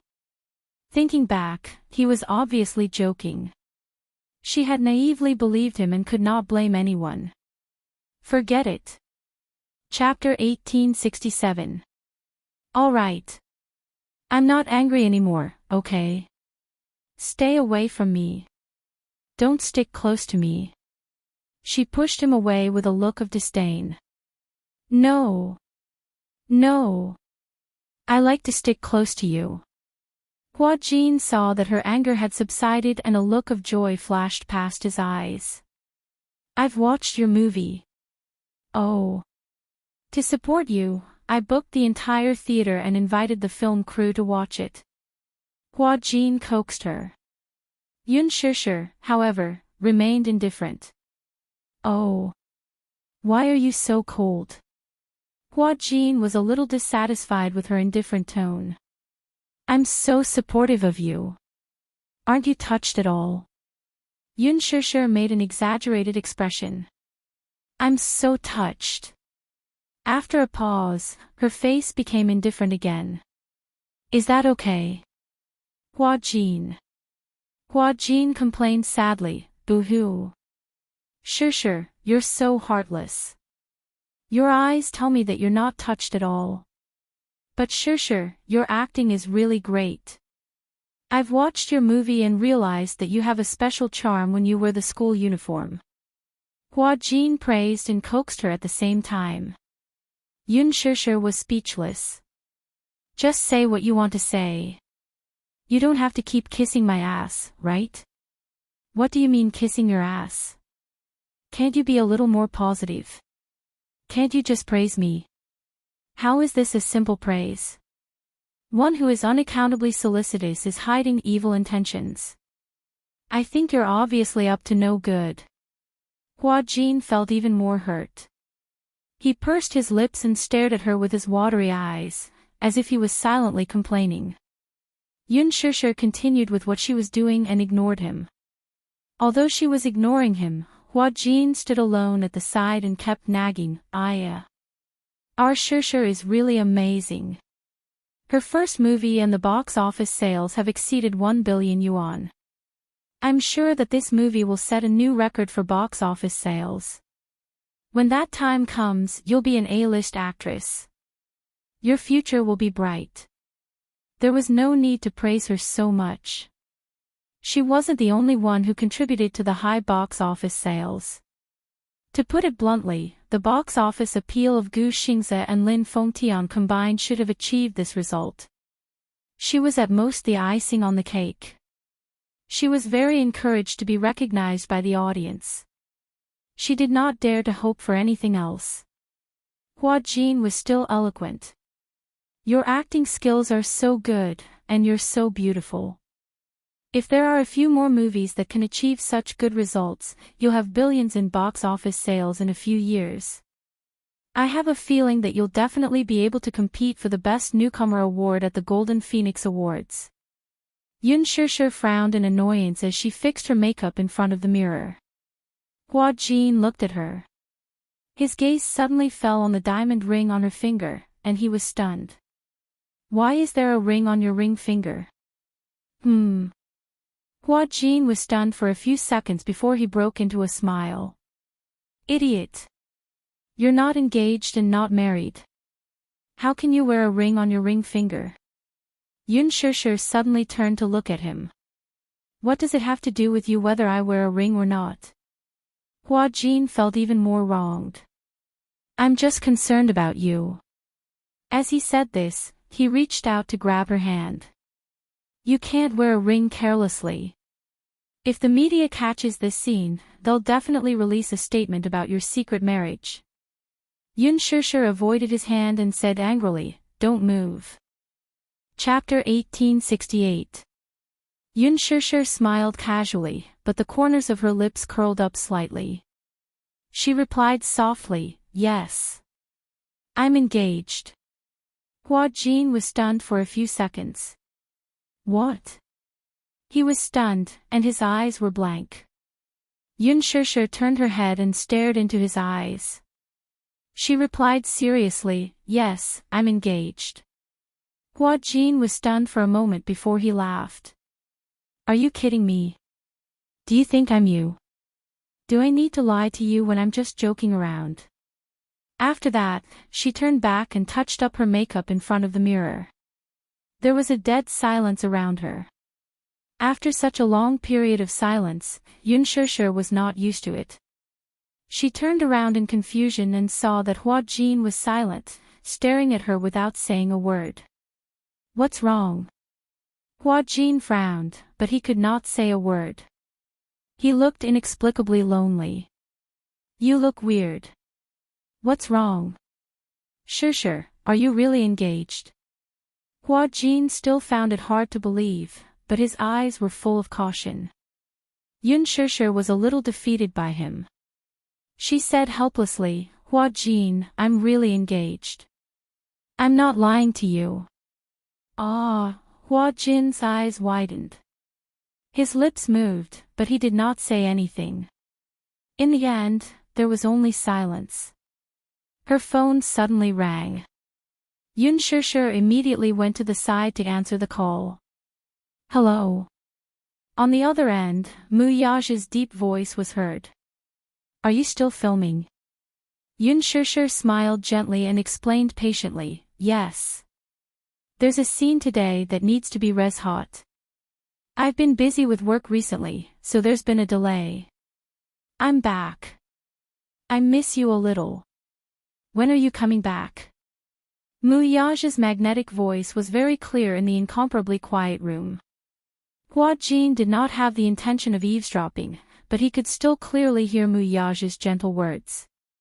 It turned out that, was she really engaged? The man on the phone should be her fiancé, right? How could this be? He thought. Yun Shishir held the phone and gently coaxed, wait for me at home, okay? When I'm done, I'll go home. Good. No matter how late it is, I will wait for you to come back. Yes. A sweet smile appeared on Yun Shishir's face.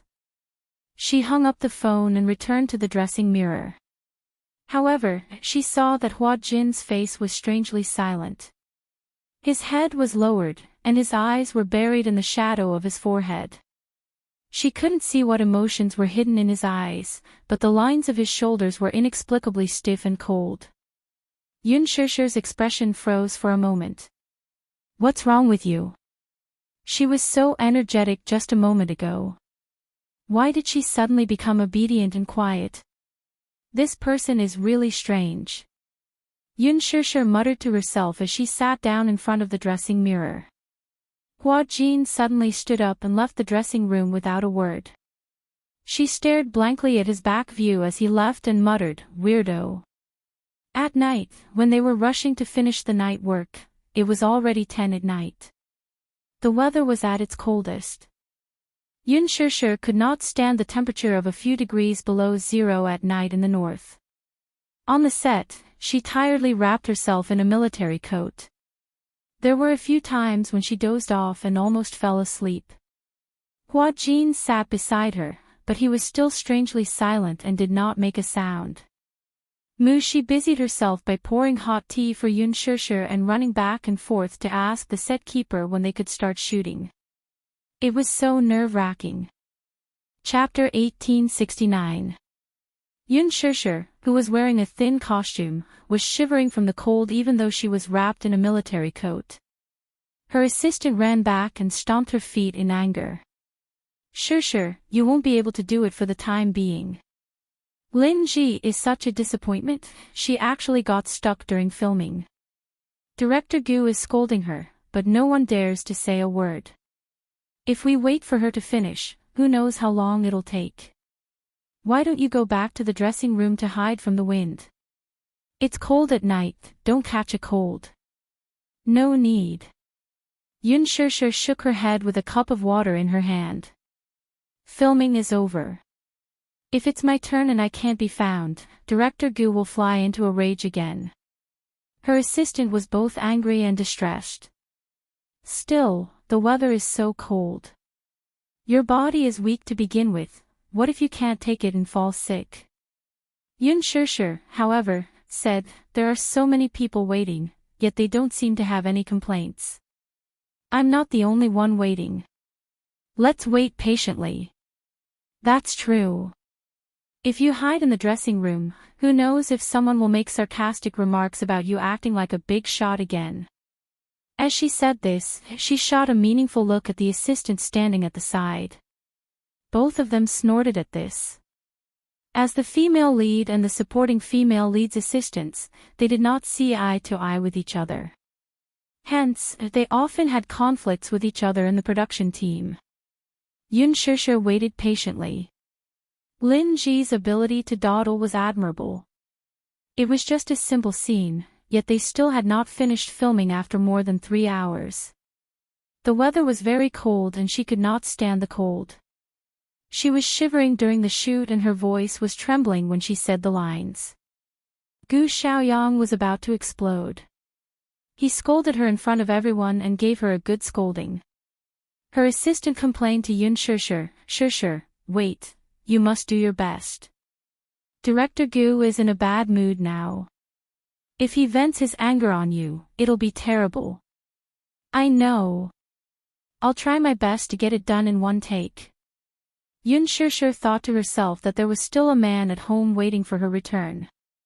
She definitely had to work harder and muster all her strength to pass in one go.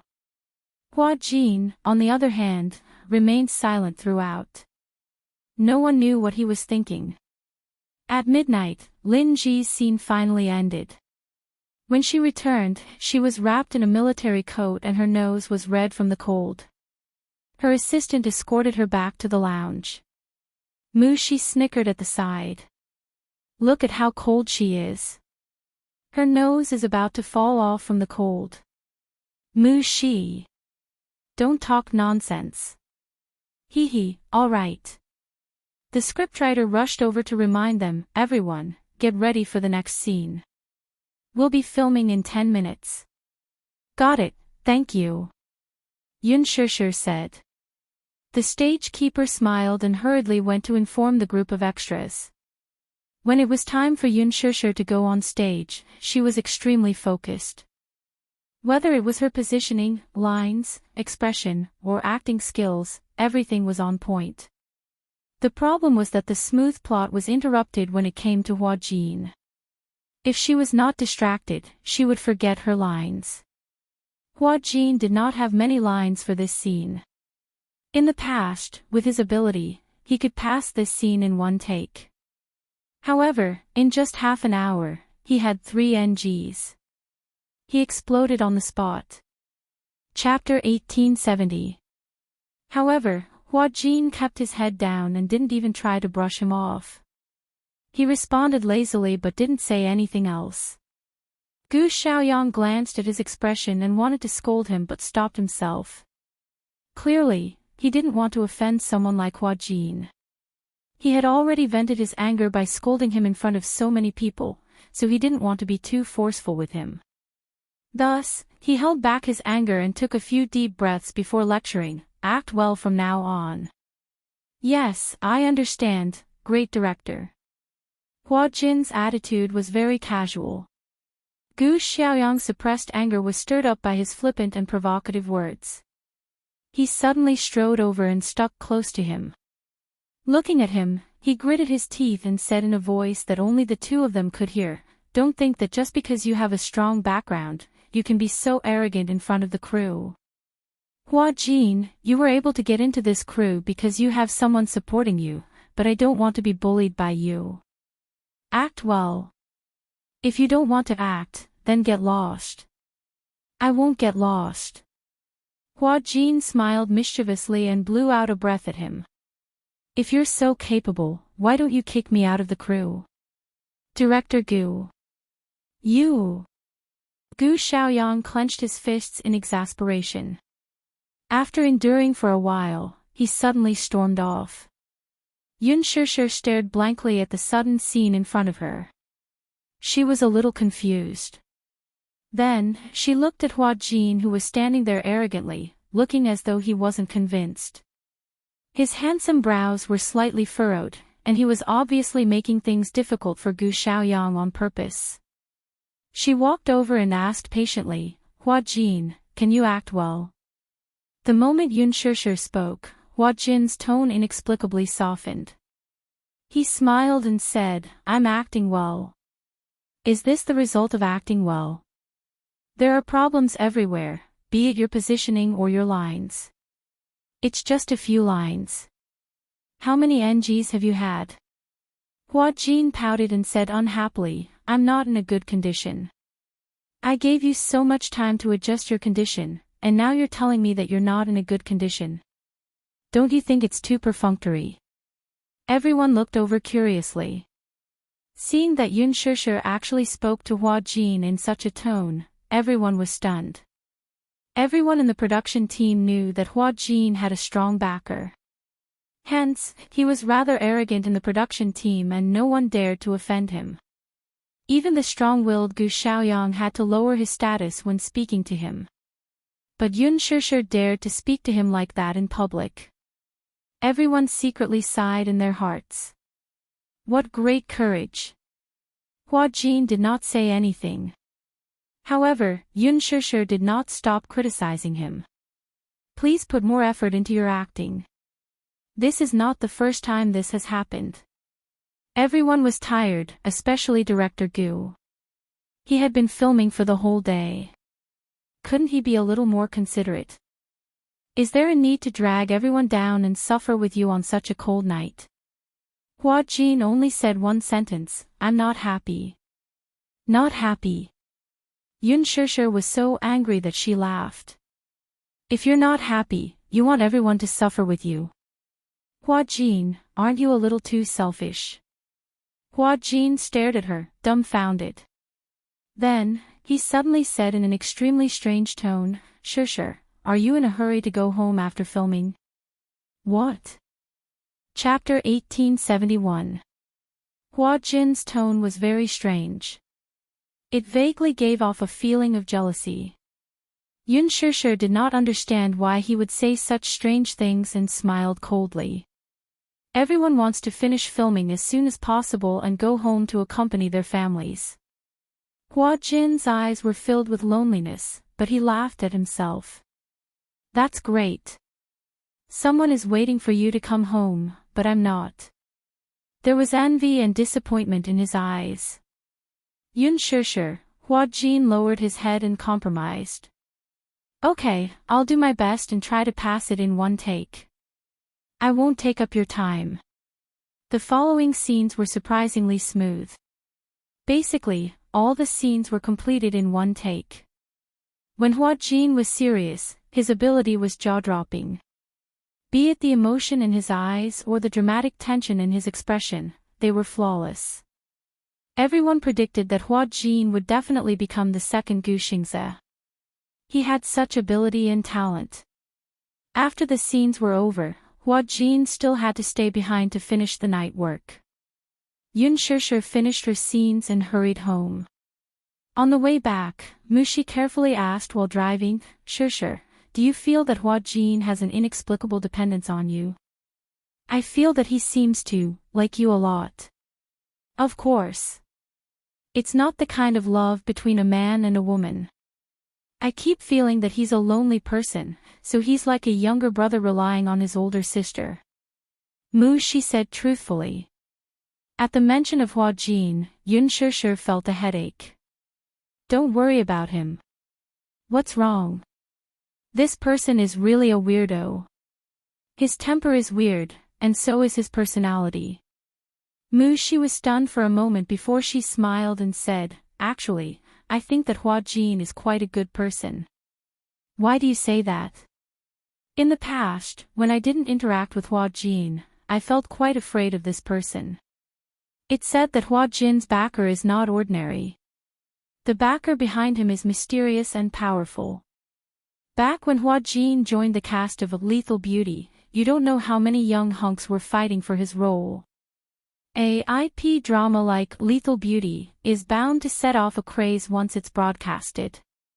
Moreover, the male lead's character is quite likable and has many loyal fans. Basically, as long as one gets this role, it's guaranteed to be a hit. However, with so many people vying for the role, all it took was a few words from Hua Jin, and the role was decided for him. Don't you think it's scary? Yun Shishir was silent. Also, I heard some insider's news. She suddenly asked mysteriously, do you know Li Jiuxian? Yes. Back then, in order to be able to act in this drama, he even slept with the producer. In the end, it was Hua Jin who won it. Li Jiuxian is about to vomit blood from anger. Yun Shishir was surprised.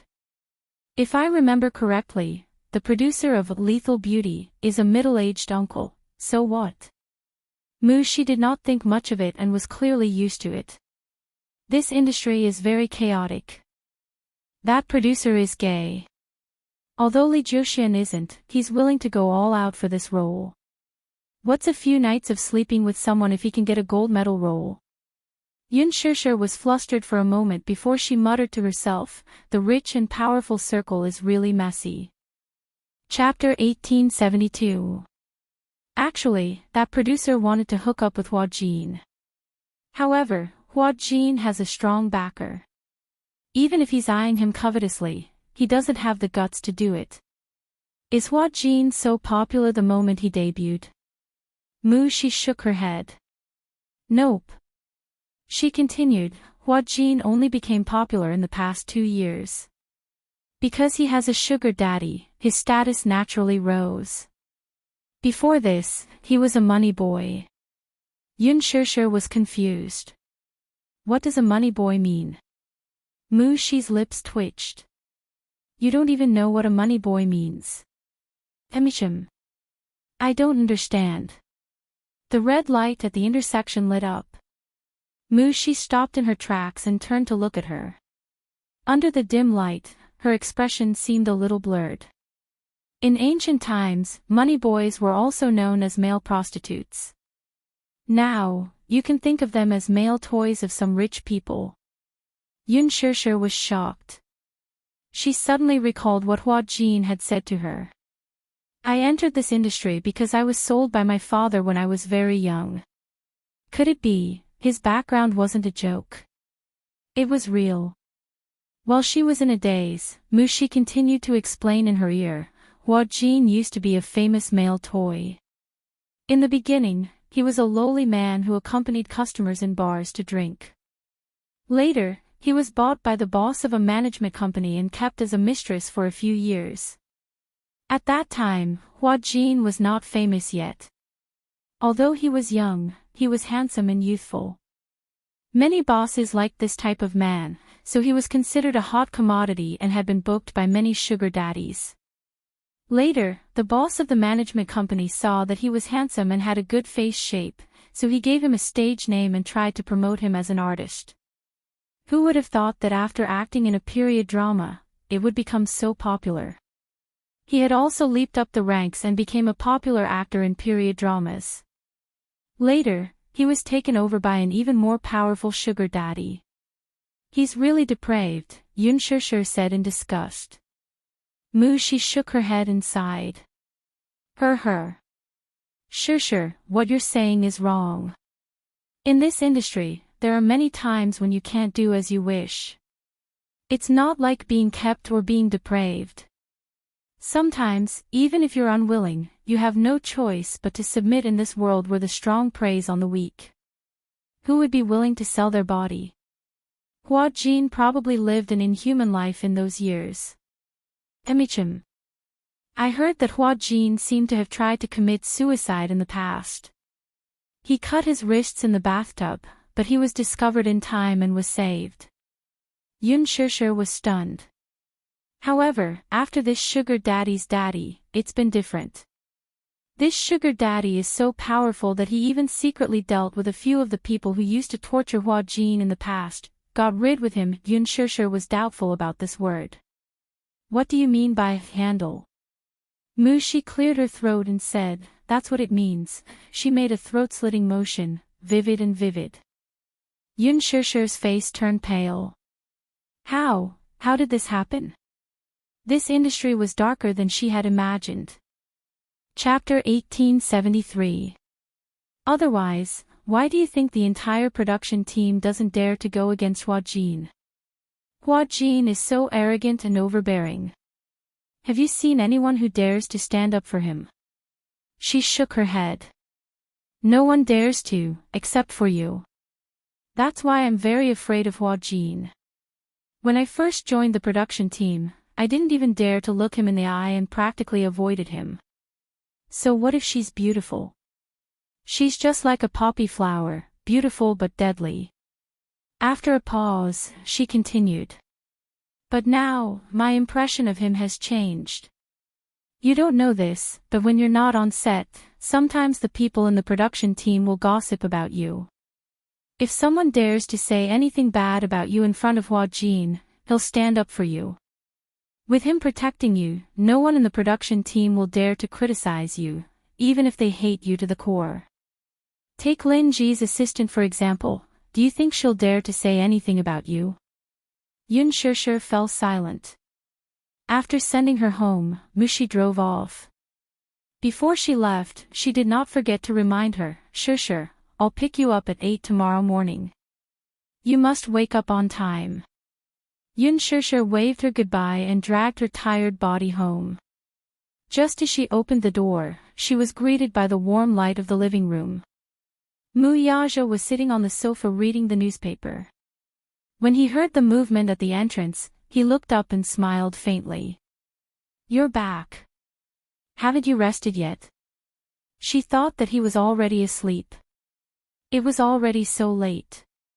It was 1 in the morning, yet he was still waiting for her in the living room. Yun Shishir's heart warmed. She originally thought that she would be greeted by a dark room, but she did not expect to see him still waiting for her when she opened the door. How can I sleep soundly if you don't come back? Mu Yaja said as he gently patted the sofa. Come here. His summons made her feel like a summoned beast. She did not know whether to laugh or cry. She closed the door, took off her coat, hung it on the hanger, and walked to the sofa. Just as she sat beside him, the man's strong arm wrapped around her waist and pulled her into his embrace. Before she could react, the man lowered his head and sealed her lips with a wolfish kiss. He tasted her beautiful breath. He had been thinking about this kiss for too long. He had been longing for the woman in his arms for so long. During this business trip for more than half a month, he missed her so much that he almost went crazy. After they arrived in Luo City, Jiang Shen and Lu Jinyu were busy hunting for women. They were tortured by him, so naturally, they were busy looking for women to fill their emptiness. Mu Yaja was immersed in his work, but he could still hold himself back from not seeing her for a few days. For more than half a month, he didn't even know how he had endured it. Don't go on business trips. Don't leave me for so long. Mu Yaja hugged her tightly, unwilling to let go. Since they got off the plane, he missed her so much that he did not feel sleepy at all. If she did not come back, he would not feel at ease at all. Otherwise, why did they say that absence makes the heart grow fonder?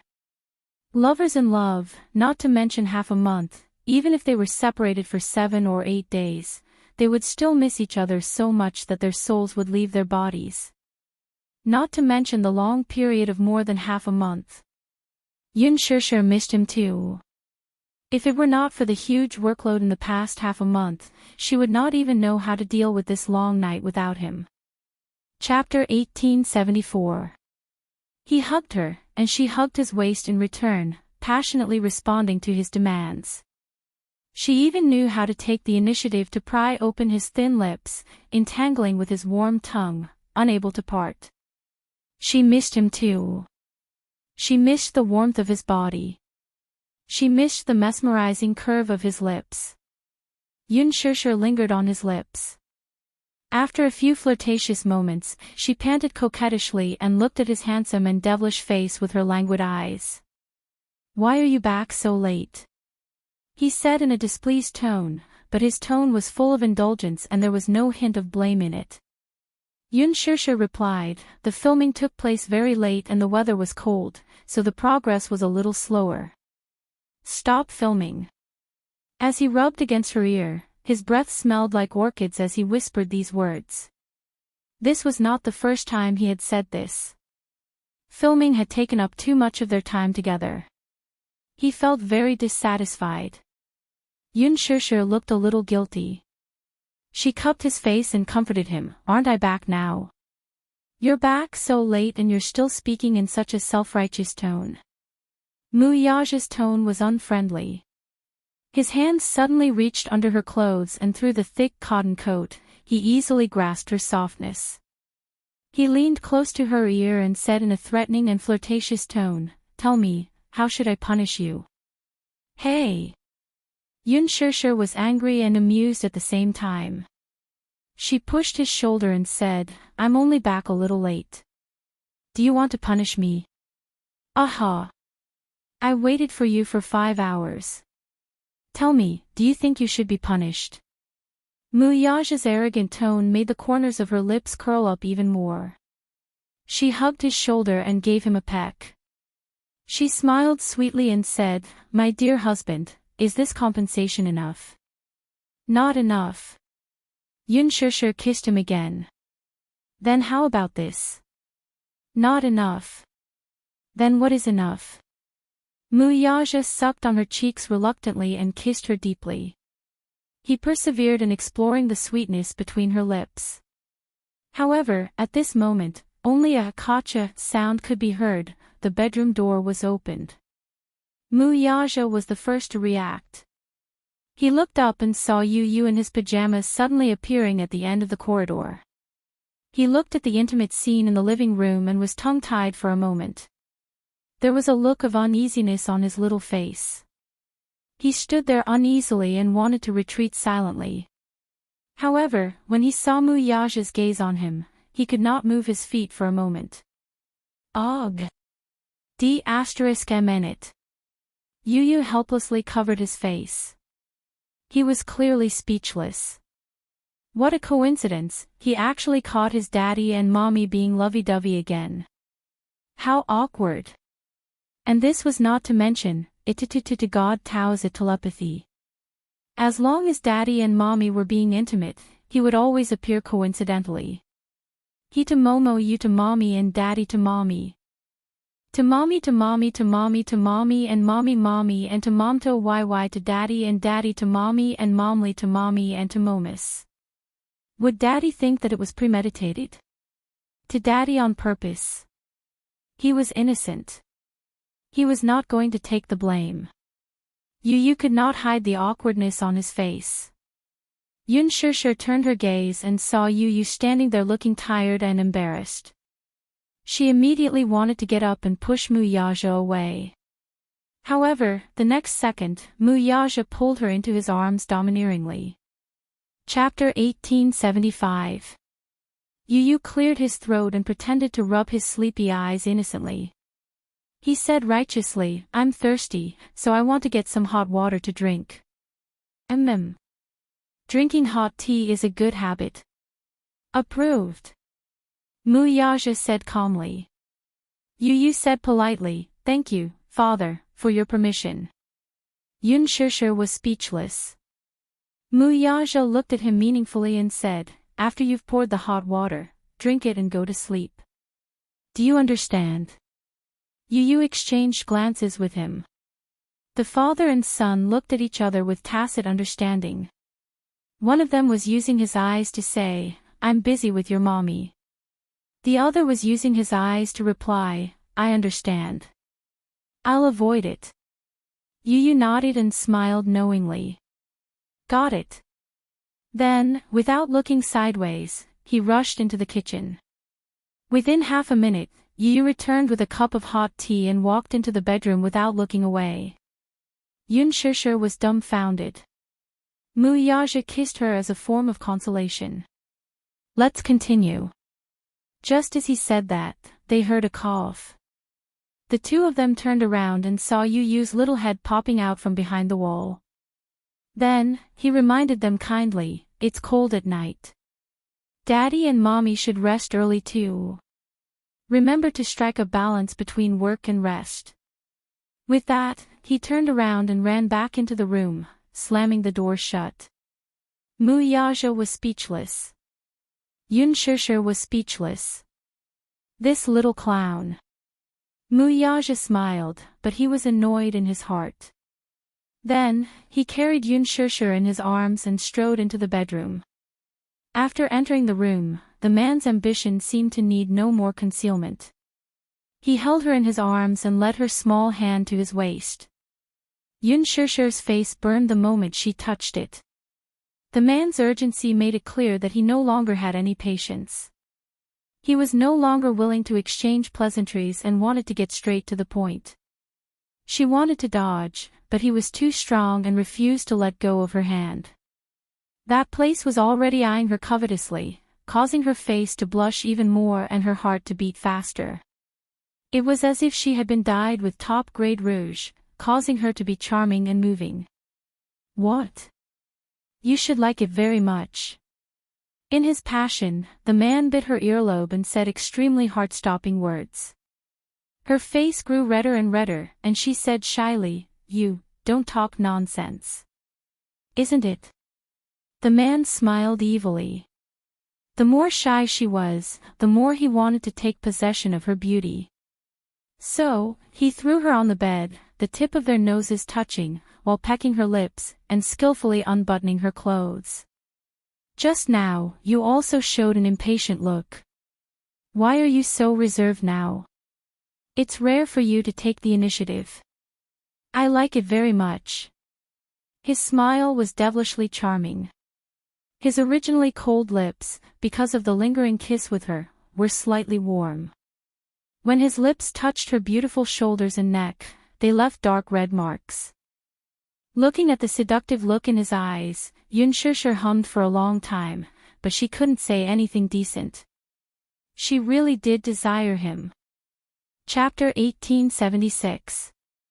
He said that he liked it when she took the initiative. Recalling his excessively naughty flirting, Yunshusher felt shy and uneasy at the same time, but the man saw it all. He grabbed her chin and wrapped his arms around her waist, forcing her to completely match his body. "Do you know? The more shy you are, the more I want to see you under me, that mesmerizing look." Yunshusher was so embarrassed that she grabbed his collar and reached out to cover the mouth that kept spitting out words that made her feel at a loss. Muyaja. Why was this man so different from usual when it came to matters of the heart? Usually, he was dressed in a suit and looked elegant.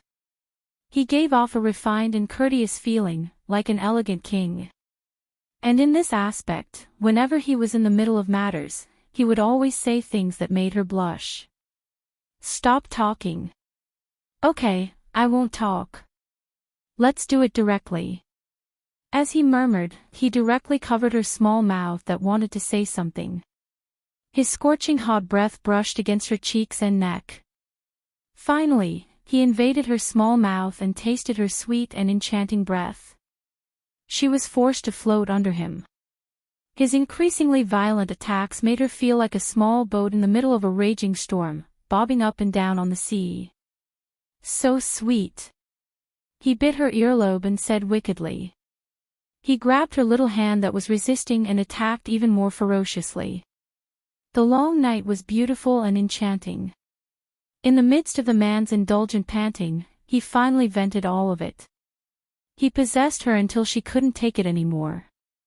She cried and shouted that she didn't want it anymore. Then, he hugged her waist and was willing to stop. In the midst of it, there was a moment in his mind when he thought of just giving it to her. This little thing was really like a poison. Even so, he still couldn't control himself and fell into it, drinking poison to quench his thirst. After they finished, Yunshusher nestled in his arms. She was so exhausted that she couldn't even lift her eyelids. If she moved a little, her waist would let out a tragic cry. It was as if she had just experienced a war. She felt that her whole body was about to fall apart. She was so useless. She had really worked hard to train herself, but she still couldn't handle the man's overly strong physical strength. He supported her body and lowered his head, taking in her beautiful and seductive posture. If this little thing was in ancient times, she would be a demoness that could bring disaster to the country. Even the most clear-headed monarch wouldn't be able to control himself in front of such a stunner.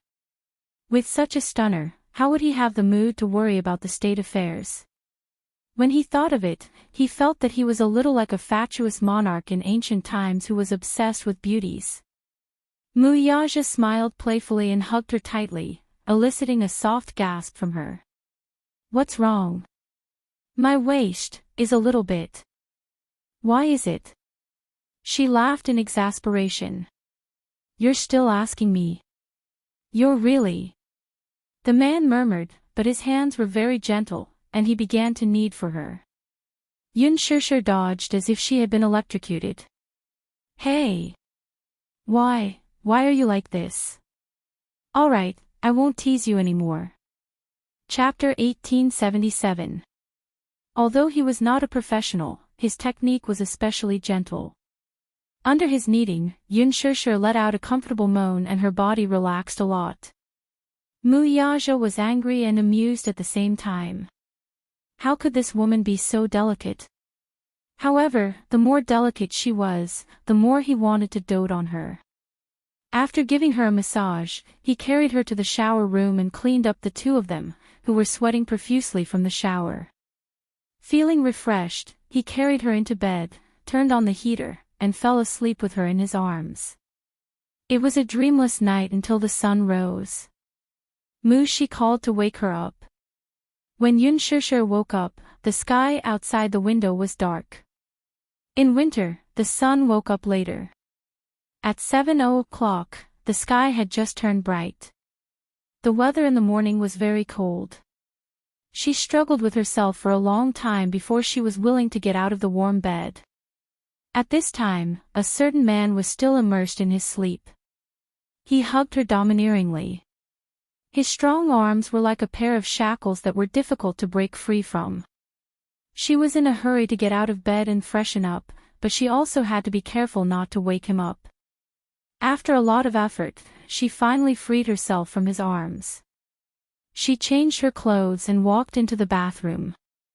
After washing up, she was ready to go out. Just as she opened the door, the man was sensitively alerted. Yun Shishir turned around and saw that the man's eyes were slightly open. "Where are you going?" The man's extremely hoarse voice sounded softly. Yun Shishir chuckled and walked to the bed. She squatted down and gently covered his forehead. "Wifey is going to work. Darling, sleep a little more." "So early." Mu Yaja was a little dissatisfied. He woke up from his sleepiness and covered the back of her hand. There was a dangerous look in his eyes. "Why are you going to work so early?" "And I have to rush for an event. My schedule is quite full today, so I might be a little late when I come back." Mu Yaja narrowed his eyes. Qin Zhou, that D*MN vampire. This little thing's body was so weak, yet he could not bear to torture her. Yet, he made her schedule so full. "Courting death. I heard that the movie you starred in did well at the box office." "Yes. That's why I received a lot of notices." He had already signed several contracts. Mu Yaja's gaze became increasingly dangerous. This Qin Zhou really deserved to die. Could it be that he turned a deaf ear to his words? Taking advantage of his absence, he arranged such a full schedule for his woman. Yun Shishir didn't know what he was thinking. After being affectionate with him for a while, she hurriedly went out. As soon as she left, Mu Yaja picked up his phone and called Qin Zhou. Qin Zhou had just woken up, too. As soon as the call connected, Mu Yaja's voice, which was laced with anger, came through. "You've arranged so many jobs for my woman, and she's always back in the middle of the night. Have you considered my feelings when you make her so busy?"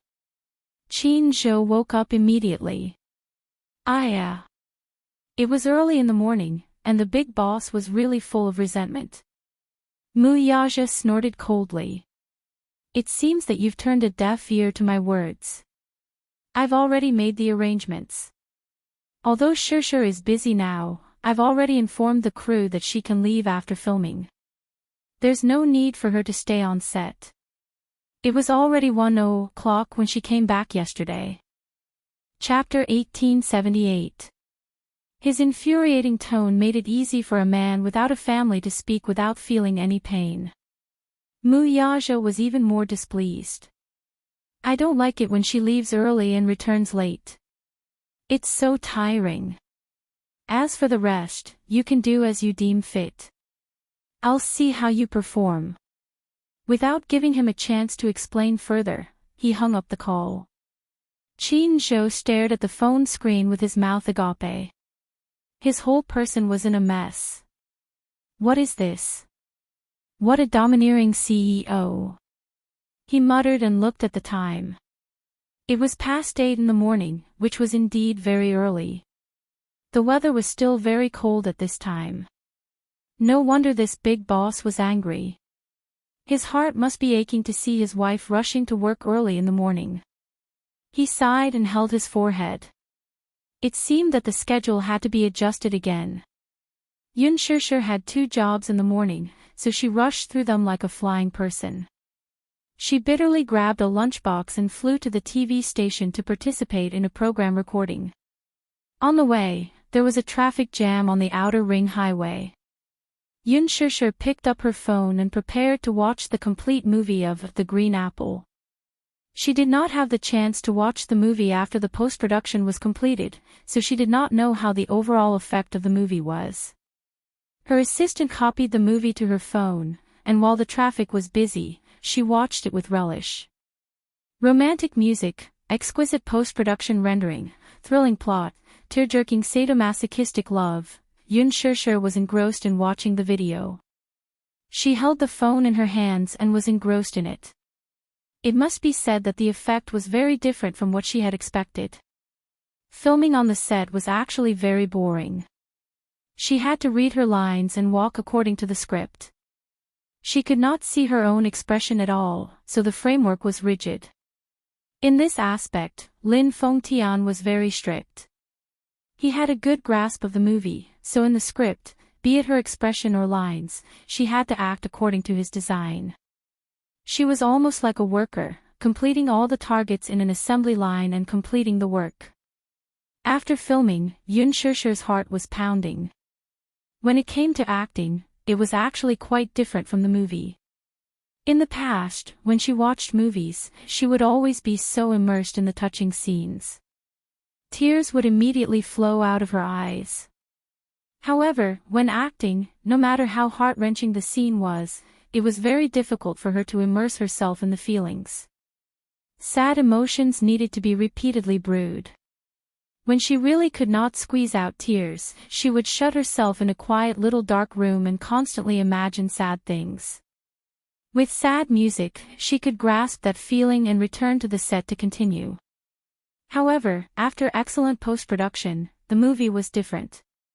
When the scene came out, it was clearly a joyous scene during the filming. But in the movie, when the bridge was played, coupled with the heart-wrenching BGM, sadness filled everyone's hearts. Especially at the end, Yun Shishir found it hard to control her sadness, and tears burst out of her eyes. When Mushi saw this, she did not know whether to laugh or cry. Shishir. Why are you so disappointing? How could she cry while watching her own movie? I really admire you. Yun Shishir said awkwardly, because it's very touching. Chapter 1879. Yun Shishir broke into a smile through her tears. Actually, I didn't notice it when I was acting, but when I watched it, after the post-production, this kind of sad emotion came out without any brewing.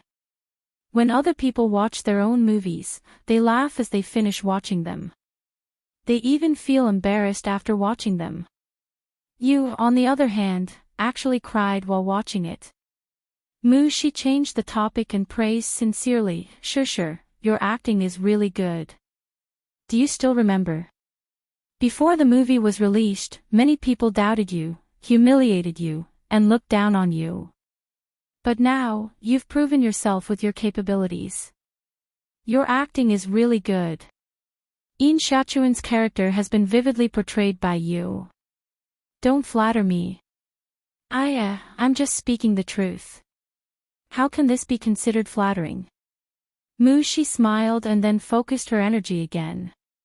After a long traffic jam, Yun Shishir finally arrived at the TV station and was almost late. Mushi was so scared that she broke out in cold sweat. The recording of this show was very important to Yun Shishir. Because it was the TV station's variety show with the highest viewership ratings, it was inevitable that other celebrities would be unhappy with Shishir for being late and would say that she was acting like a big shot. Gu Xingze was supposed to participate in this episode's recording. However, due to certain reasons that could not be announced to the public, Gu Xingze could not participate. Helpless, the production team could only replace him at the last minute. This person was no stranger to Yun Shishir. Li Jiuxian. Seeing Li Jiuxian, Yun Shishir was suddenly reminded of the gossip Mu she had told her yesterday. When she thought of how Li Jiuxian was willing to sleep with the producer for the male lead of Lethal Beauty, she felt that this man was really degrading. In the past, she thought that Li Jiuxian's looks were outstanding, his acting skills were not bad, and his temperament was gentle and elegant. She did not expect him to be so unrestrained in private. It was really hard to imagine. Mu Shi's gossip really destroyed her worldview. What 9 dragons playing with pearls? What deep water bombs? The chaos in the industry had caused her to keep a distance from any celebrities. Hence, in the dressing room, the moment her assistant left, Yun Shishir heard the other senior staff gossiping about her.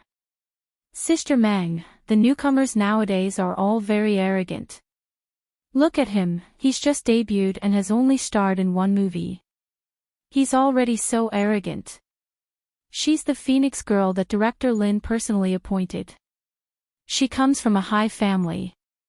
How can she be the same as us? So what if you're Lady Phoenix? She just debuted and she's already so proud of being the female lead. It's obvious that she's looking down on us small C-listers. Haha. People who became popular overnight were indeed different. However, who knew how she got the role of the female lead? It's not easy to be the Phoenix girl. She just debuted and already has such good resources. After that, those people deliberately lowered their voices and whispered to each other. Yun Shishir couldn't hear them clearly. However, even if he didn't hear it clearly, it wasn't hard to imagine how unpleasant those words were. She couldn't be bothered. Chapter 1880. Mu Shi did not even need to think to know who these people were talking about. She coldly snorted and sarcastically said, "Why, are you jealous of our Shishir?" The few celebrities turned around and, upon seeing that it was her, sneered at one another. What? What has it got to do with you? It's a cat catching a mouse. Shishir is our artist. If I don't care about you guys gossiping about her behind her back, who will? Crazy. Forget it. Sister Meng, ignore them. We've hit the nail on the head, so they're angry from embarrassment. Mu Shi rolled her eyes, walked over, and slammed the teacup on the table with a loud bang. Her angry action shocked them all. What are you doing? You're jealous, aren't you? You're jealous that our Shishir got the female lead role right after her debut, that our Shishir proved her acting skills with her acting skills, and that our Shishir's movie broke the 1 billion yuan box office, aren't you? I'd like to ask who you're trying to annoy with your sarcastic words. Aren't you guys just bullying our Shishir for being good-tempered and letting you bully her? Her. Let me tell you, Shishir can act in director Lin's movie because she's capable.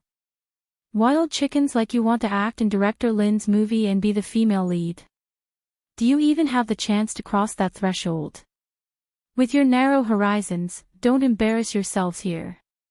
The few celebrities could not take it anymore after being ridiculed by her.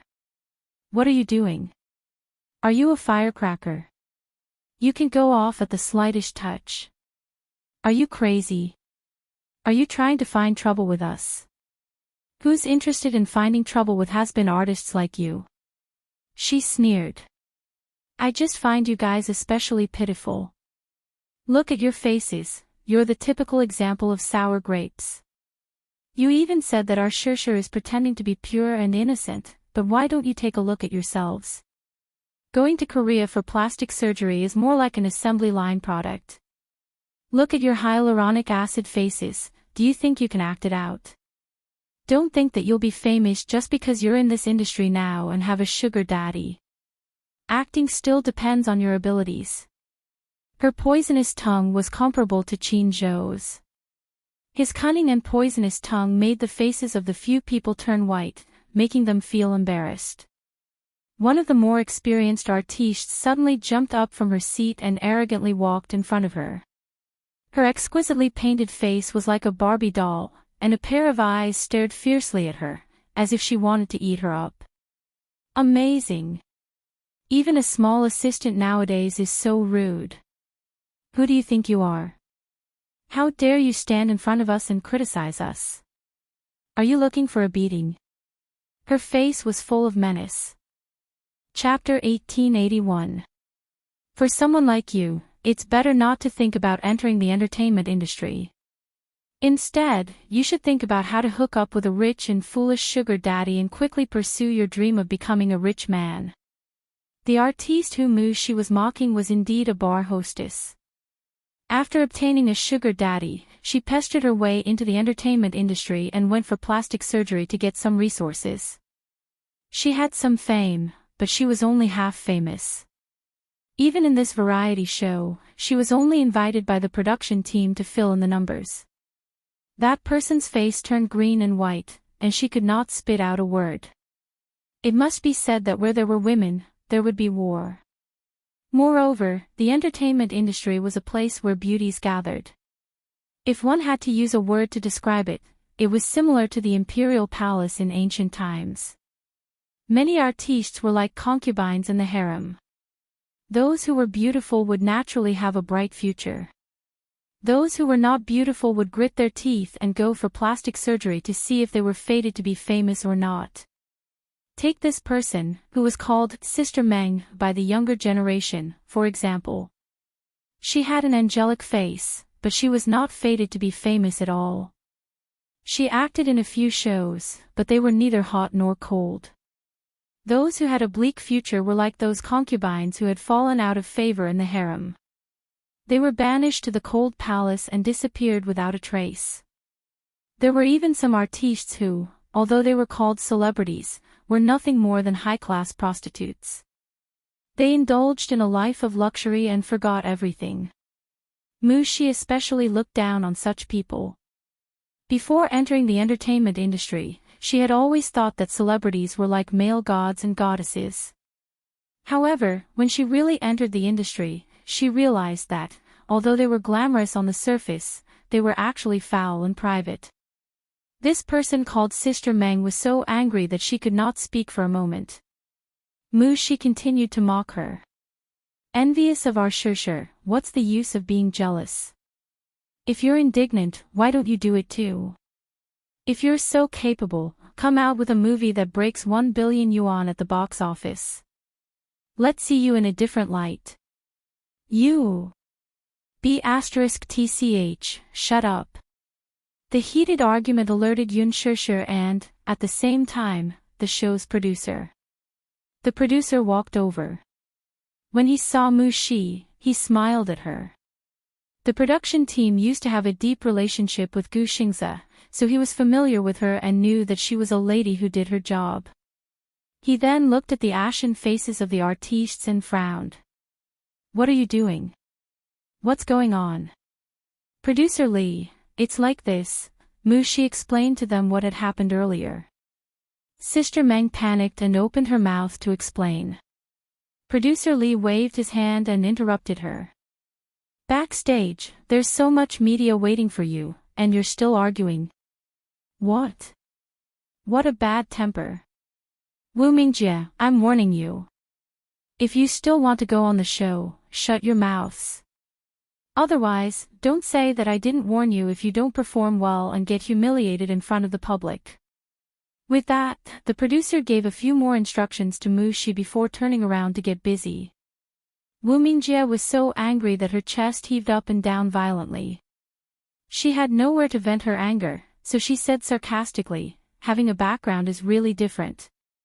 Even the producer is taking such good care of you. Bitch.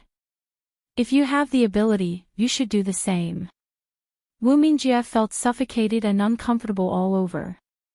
She glared at her fiercely and left the dressing room in her high heels. A few of his followers immediately chased after him. Chapter 1882.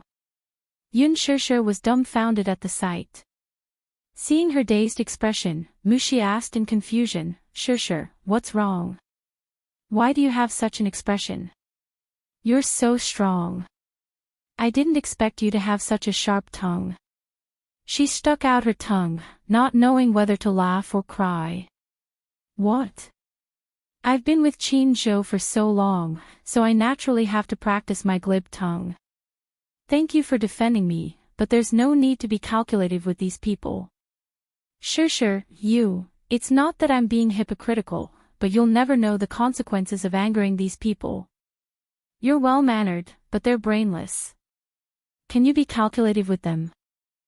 She did not fully understand. You're just an assistant. To be honest, in this society, the strong preys on the weak. The fact that they can become famous means that they have some power behind them. If you really go head-on with them, you might end up hurting yourself. She understood that Sure was saying this out of concern for her. Indeed, she had lost her rationality because she was too angry earlier. Just thinking about it made her shudder. These artistes financiers were quite powerful. If she went back and filed a complaint, she did not know how they would deal with her behind her back. She was different from them. She didn't have a strong backing. She smiled guiltily. I'm sorry, Sure. I wasn't rational enough. Thank you for your concern. She was especially grateful for Yun Shurshu's kind reminder. It's fine, but don't worry. Yun Shurshu changed the topic and smiled evilly. In the future, just leave such people to me. Since they said that she used underhanded means to climb up the ranks, she might as well let them see what kind of underhanded means she had. Those words just now had angered her. However, due to her etiquette, she did not show her displeasure on her face. When she returned to the dressing table, she received a new message on her phone. Muyaja, when will it end? Yun Shurshu replied, filming ends at 4 p.m. Half a minute later, a reply came. Which TV station? I'll pick you up. It was just a simple sentence, but it was filled with love and sweetness. Yun Shurshu smiled and replied briskly, Yasin TV station. Generally speaking, a variety show's broadcast duration was only around 90 minutes, but in reality, the recording process was extremely long. After the 4-hour-long recording ended, Muyaja had already rushed to the underground parking lot and was waiting quietly. Yun Shurshu appeared on time. After getting into the car, she hugged his shoulder and planted a kiss on his cheek. Hubby, you've worked hard. It was a warm nickname, but it was Muyaja. His thin lips couldn't help but curve into a doting arc. Are you hungry? He asked gently as he gazed at her face with watery eyes. Yun Shurshu rubbed her deflated tummy and grumbled, Of course, I'm hungry. I just ate a little for lunch. What did you eat? Lunch. Yun Shurshu had an indescribable look of resentment on her face. I took a few bites and rushed to the next trip. Why are you in such a hurry? You have to eat your fill for lunch. Because I'm afraid that I won't be able to make it in time for the recording. If you can't make it in time, let them wait. In the future, you're not allowed to work without a full meal. It's easy to get stomach problems from hunger. Such a domineering tone was his usual style. Yun Shurshu didn't know whether to laugh or cry. Chapter 1883. Muyaja rubbed her fringe lovingly and tucked a strand of hair that had fallen to the corner of her eyes behind her ear. Where do you want to eat tonight? Yun Shurshu licked her pink lips and suddenly suggested, Why don't we go for Western food? I suddenly feel like eating fried steak. Okay. The car slowly drove out of the parking lot. At the exit, Muyaja drove so fast that he almost collided with a speeding Mercedes-Benz. The car braked and steadied itself. Yun Shurshu was shocked. She saw that the car was about to collide with the car. Fortunately, Muyaja controlled the car well. Coupled with the car's high performance, he managed to stop the car in time. A woman alighted from the Mercedes-Benz. Yun Shurshu took a closer look and her face suddenly turned cold. What was the saying again? Enemies were bound to meet on a narrow road. The person alighting from the car was Wu Mingjie, who had a fierce argument with Mu Xi in the dressing room. The moment she alighted, she nervously walked to the front of the car to take a look. Thinking that they had collided, she heaved a sigh of relief when she saw that there was no sound. She was scared. This Mercedes-Benz was an imported sports car. Every time a layer of paint was chipped, they would have to import parts from abroad to repair the car. It was very expensive. Thinking of this, Wu Mingjie felt a lingering fear in her heart. She stormed up to Mu Yaja's car and angrily knocked on the window. Do you have F***king eyes? Do you know how to drive? Why are you driving so fast? Are you rushing to be reincarnated? Yun Shishir's face turned colder. This Wu Mingjie was reserved and humble in the show. When she smiled, she was as elegant and noble as a goddess. She was beautiful and moving. She did not expect that she would be so shrewish and uncultured when off camera. It turned out that one could not judge a person by their appearance. She looked bright and beautiful, but who knew what kind of disgusting person she was in private? Mu Yaja lowered the window expressionlessly and turned to look at her coldly. Wu Mingjie was stunned when she saw him. What a handsome man! Is he a celebrity idol? But she had been in the industry for so long, and she had never seen such a handsome person. His deep eyes, exquisite facial features, and handsome silhouette made him look like a god. When people see beautiful things, they will always be fascinated. However, when she saw Yun Shishir sitting in the front passenger seat the next second, she was even more surprised. Why are you here? Yun Shishir asked coldly, why can't it be me? Wu Mingjie looked at Mu Yaja and then looked at Yun Shishir. For a moment, she was a little confused. Her gaze suddenly fell on Mu Yaja and Yun Shishir's tightly intertwined fingers. Even though the two of them were sitting in the car, they were still tightly holding hands. It was obvious that the two of them were very close. Could it be? Who is he? Wu Mingjie narrowed her eyes, eager to explore the relationship between this handsome man and her. Yun Shishir suddenly smiled deeply and said, didn't you say that I was able to become famous because I had a sugar daddy behind me? As she said this, she glanced at Mu Yaja and smiled lightly. She said generously, this is the sugar daddy you were talking about. Sugar daddy. When Mu Yaja heard this, his gaze turned cold and sharp in an instant. When Wu Mingjie heard this, her mind went boom, and instantly exploded. What? This ridiculously handsome man was actually her sugar daddy. How was that possible? But looking at the intimacy between the two of them. Chapter 1884. If what Yun Shishir said was true, then it was really enviable. The sugar daddy behind her was so outstanding, rich, and handsome. Compared to her previous sugar daddies, they ranged from their 30s to their 50s. There were even old men who were old enough to be her grandfather. They were either balding, or had big bellies. Whenever she thought of that fat body pressing down on her and pleasuring her tactfully, she resisted the urge to vomit. Wu Mingjie was so jealous that her eyes were about to bleed. I knew it. For you to have such good resources, you must have a sugar daddy supporting you. However, Yun Shishir, you're so lucky to have such a sugar daddy supporting you. I'm so envious of you. After a pause, she suddenly flipped her long black hair charmingly. With one hand on her slender waist, she gently placed her hand on the car window. Sir, it's really bad of you to have taken a fancy to such a woman. Why don't you kick her away and I'll do something to you? As she spoke, she winked at him in what she thought was a flirtatious manner.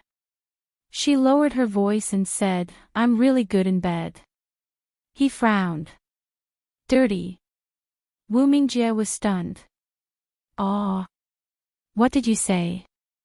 Mu Yaja ordered expressionlessly, take your dirty hand away. After that, without waiting for her to react, he pressed a button to roll up the car window. Wu Mingjie was caught off guard, and her hand was caught by the car window. She yelped in pain. Muyaja stepped on the accelerator, and the car sped away, almost brushing against her body. She was hit hard by the speeding car, and she fell to the ground with a face full of mud. Wu Mingjie stood up and stomped her high heels angrily. What kind of person is he? He's blind to have taken a fancy to that kind of white lotus. As she said that, she still felt that it was a pity. If she could have such a handsome sugar daddy, she would wake up laughing in her dreams. Who was that woman just now? After the car drove out of the car park, Muyaja asked plainly. A C-list celebrity. Yun Shishir glanced at him and suddenly said half-jokingly, "My husband is so charming. Someone actually dares to openly seduce you in front of me. Tell me, should I be angry? She can't compare to you, not even a hair on your head." Muyaja obviously didn't like her joke. He pinched her hand so hard that it hurt. Hey! You can't take revenge on me like this. Yun Shishir protested softly. Did she bully you? If she bullies me, are you going to stand up for me? Yun Shishir said with a smile. Muyaja frowned, but he didn't seem to be joking with her. Answer me, did she bully you? Hubby, you're so stupid. It's obvious that your wife is being bullied outside. She scolded me for a long time in the makeup room. I don't like her. After a pause, she said aggrievedly, she's also an artist under Huanyu. Hubby, your wife is being bullied outside. Are you going to stand up for me? Muyaja was speechless when he heard that. As the lady boss of Huanyu, you're actually being bullied outside by an artist under your management. What should I say about you? Yun Shishir was silent. Since when was she the lady boss of Huanyu? Ah, that's right. Her husband was the big boss behind Huanyu. In that case, wouldn't she be the lady boss of Huanyu? =__==. Chapter 1885. Yun Shishir poked her fingers in embarrassment. Muyaja caressed her lowered head and snorted. She doesn't have eyes. I'll issue a blacklist order tomorrow to freeze her. Yun Shishir was amused by his protective attitude. She clapped her hands and cheered, hubby is mighty. How shameless. Yun Shishir suddenly clenched her fists and said, don't wait until tomorrow, let's do it tonight. I didn't want to be calculative with her, but this B*TCH actually seduced my hubby right in front of me. I can't take it until tomorrow. Muyaja, he suddenly smiled. All right. I'll blacklist her tonight. Even he himself didn't realize how much he indulged and doted on this little woman. Hubby is the best. All right, don't be unhappy. Let's go for dinner now. Okay. Yun Shishir nodded in joy. Her phone suddenly rang at this moment. She picked it up and glanced at the screen. It was a call from her father. When the call connected, she heard Yun Yeching's uneasy voice from the other end. Shishir, where are you now? Are you busy? Dad, I'm about to go for dinner. I just finished work. Come to the police station on Shifang Road now. His voice was extremely hoarse. Usually, when he heard that she had just finished work, he would ask about her well-being. No matter how important the matter was, he would ask her to have dinner first. However, today's Yun Yeching's tone was extremely urgent. Yun Shishir was stunned. Police station. Dad, what happened? I don't know what's going on either. I just received a summons from the police station and just arrived. Come over right now. Okay. After hanging up, Muyaja seemed to have detected something unusual about this call. He asked curiously, what's wrong? Dad wants me to go to the police station now. It seems to be something important. Police station. Muyaja frowned in surprise. Where is the police station?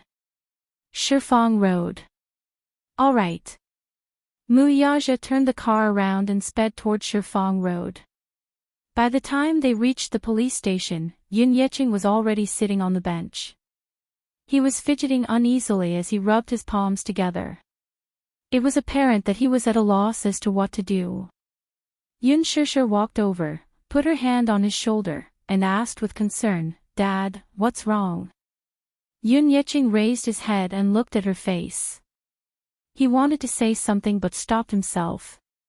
When he turned around, he saw Muyaja, who had parked his car, slowly walking in. "Hello, uncle." Muyaja called out politely.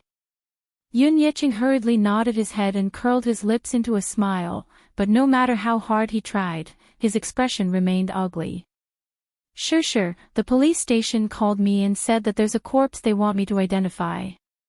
I was shocked when I heard it and thought that something had happened to you.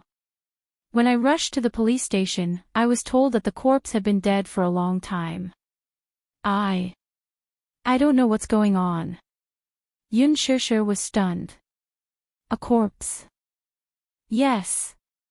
Yun Yeqing nodded, his throat moving a little. I heard that a fisherman found it when he was out fishing. At that time, the corpse was already badly decomposed, so it was impossible to identify its face. Yun Shishir asked suspiciously, "When did this happen?" Chapter 1886. The body was salvaged half a month ago. However, because the decomposition was too serious, the autopsy report has been delayed and has not been released. Yun Shishir and Muyaja looked at each other suspiciously. Since there's no autopsy report, the identity shouldn't be confirmed yet. Has the DNA test been done? Yun Yeqing shook his head blankly. We don't know yet. Then, how did the police contact us? Yun Shishir was even more suspicious. Since the identity of the body hasn't been confirmed, why did the police summon us to the station? Yun Yeqing's lips suddenly trembled violently. His voice was hoarse and the fear in his eyes magnified. Because after the investigation, it might be someone from our family. Sure, you should know that your mom, Li Qin, hasn't she been missing for a few months? And Yun Na, we haven't heard from them in the past few months. I always thought that they had run away from home. This time, the police summoned us to identify the deceased's belongings and clothes to see if we can find anything. I'm on tenterhooks right now. They had been husband and wife for decades.